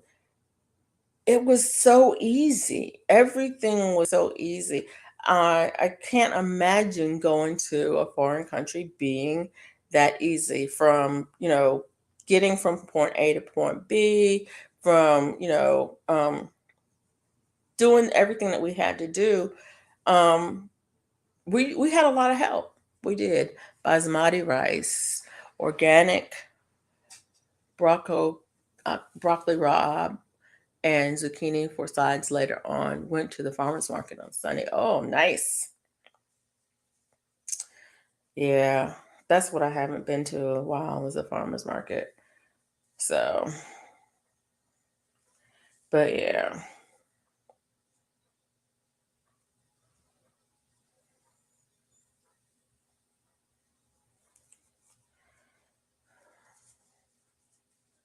two, three, four. Charlotte, I gave up on that pattern, so I don't know what day I'm on. I don't even know what day.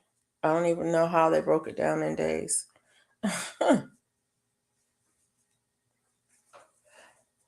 All I know is that here we go. Here we go.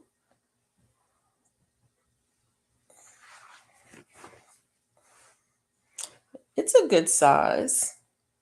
I guess I'll have to measure it. I don't know. I don't know how big it needs to be.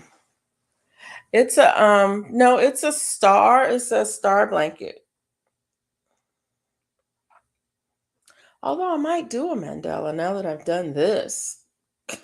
Why not do a mandala? The thing about doing a mandala, I might do one because I don't know. Anyway, it's a star blanket, and I'm using a variegated yarn, so I'm not doing the color changes. I'm not managing the colors at all. What is it? Crochet Crowd Baby Shower Blanket. No, I haven't seen that one. Um, but yeah, I'm not trying to color control it at all. I'm simply letting the colors fall where they fall, and I'm okay with that. But it's a 7 point star blanket, and um, I tell you what I really want to do with this, and I might do it. Once I run out of yarn, I think what I'm going to do is I'm going to take an old sheet that I have and lay this out on it and cut double layers of it and make it into a pillow. just a big pillow instead of it being a blanket, and stuff that. Um, and they're looking through my not movies for Don't Be a Menace to South Central While Drinking Your Juice in the Hood, and movies that came before them, not finding them. Did I find a gang of my CDs? Oh, Don't Be a Menace. That's what I was doing. And I got so lost. I should have been able to keep up, but I got overwhelmed for whatever reason. Yeah, sometimes the patterns can be overwhelming, um, which is why I don't necessarily like following patterns, um,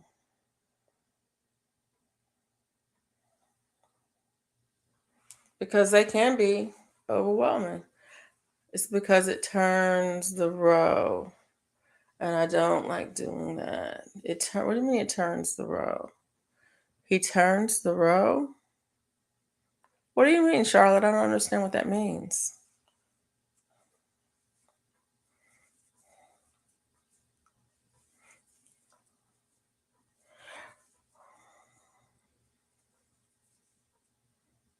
Yeah, I don't understand. It's because he turns the row, and I don't like doing that.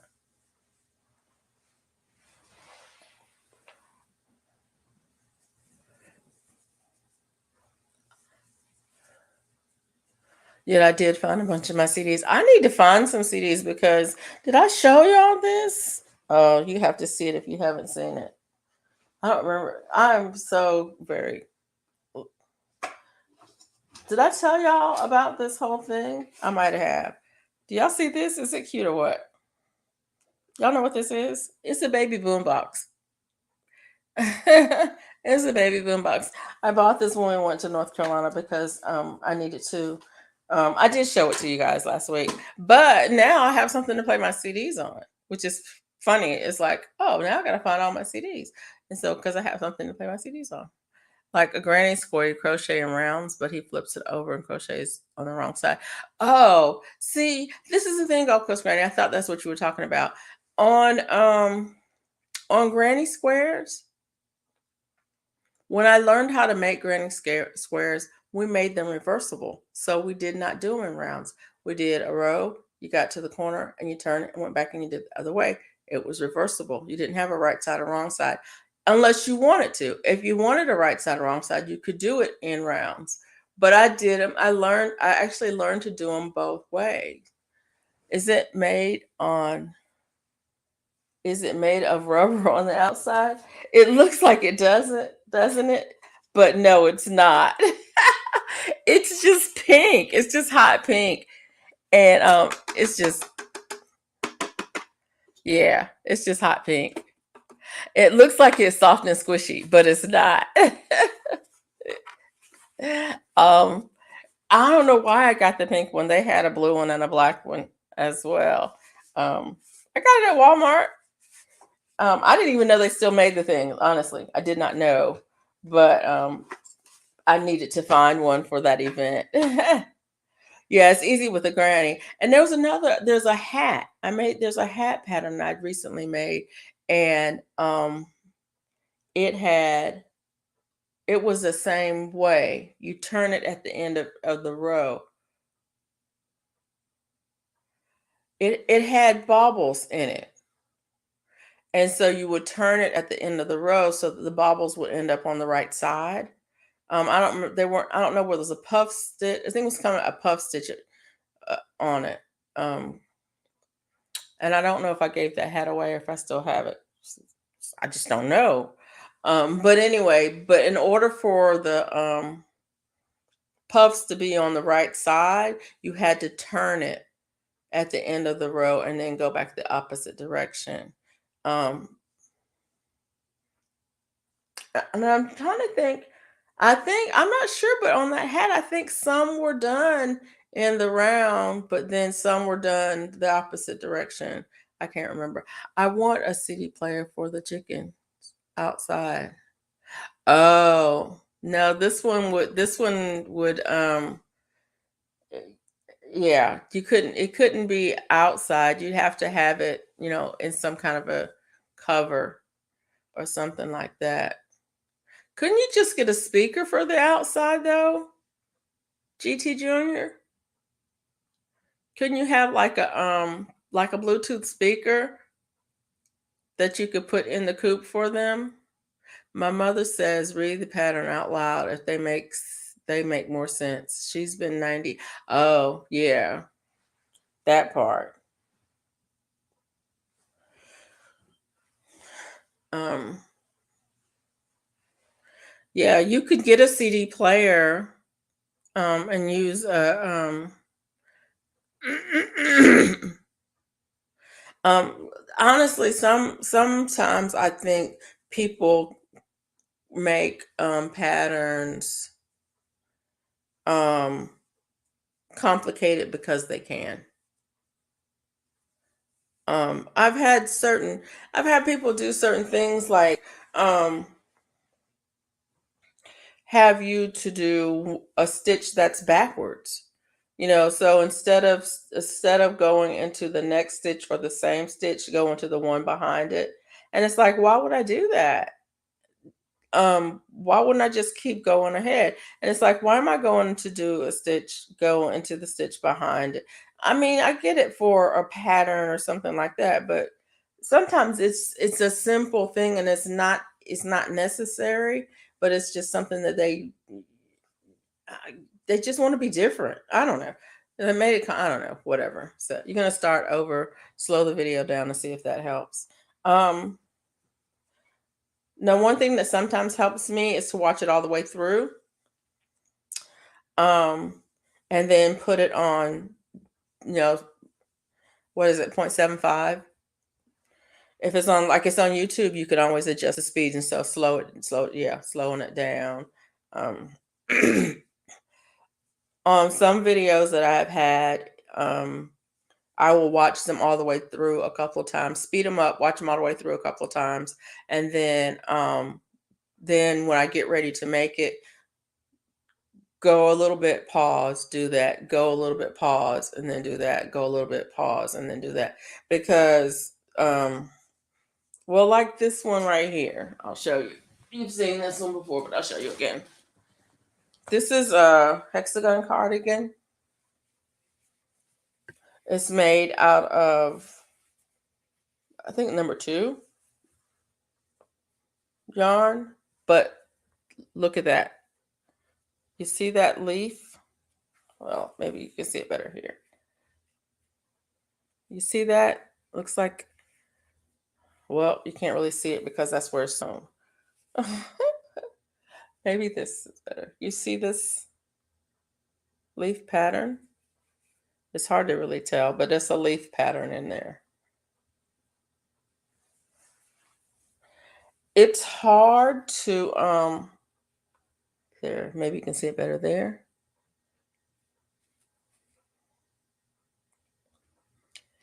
The person whose pattern this was,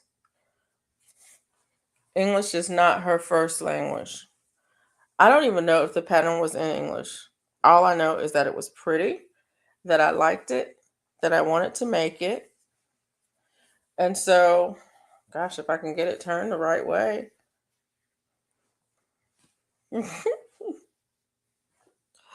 That's the back. This is the sleeve.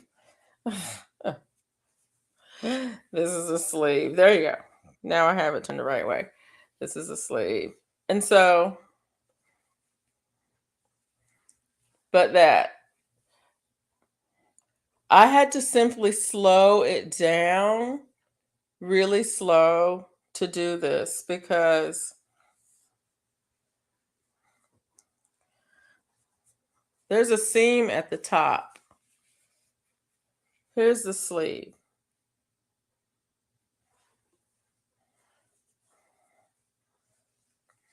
Hold on a second. There you go. I'm trying to find it. There's the center. Here's the center of the hexagon. You see that?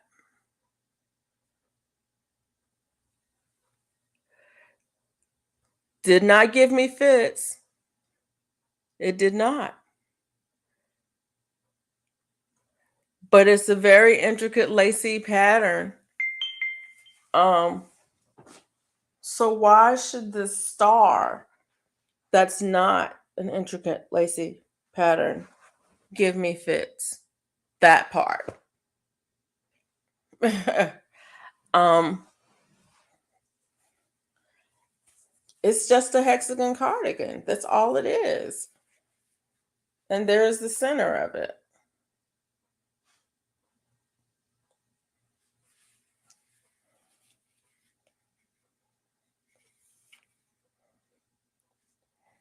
Yeah. And so that's what I say. Sometimes I think people make things complicated because they can. You would think that that would be complicated and would be hard to follow, but it wasn't. It was pretty simple to follow. It was a video. The lady wasn't even speaking English.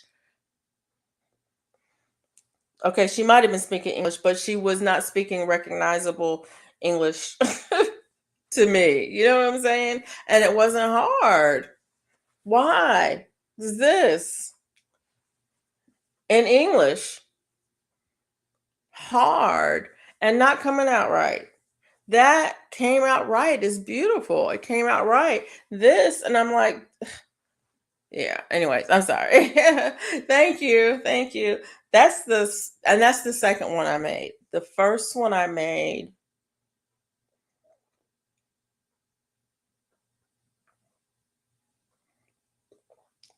it in mainstays, I think. Mainstays yarn and a 9 millimeter hook. The first one. And the second I made it in that string and I think a 2.5 millimeter hook or something um equally small. Yeah, a 2.5 millimeter hook. Explain that to me. There's no explanation. But anyway, I need to get off of here. It's been a day. But I've had fun talking with you, and there's 9 million people in the room. Um, thank you. If you made it this far, thank you. If you guys are watching the replay, thank you for the replay, for watching the replay. And I will see you again next Monday night, 11 p.m. Central Time, and um, maybe a pop up sometime during the week if nothing else happens. Good night, everybody. Have a good evening. Let me see if I can get a heart for you. Oh, it's working.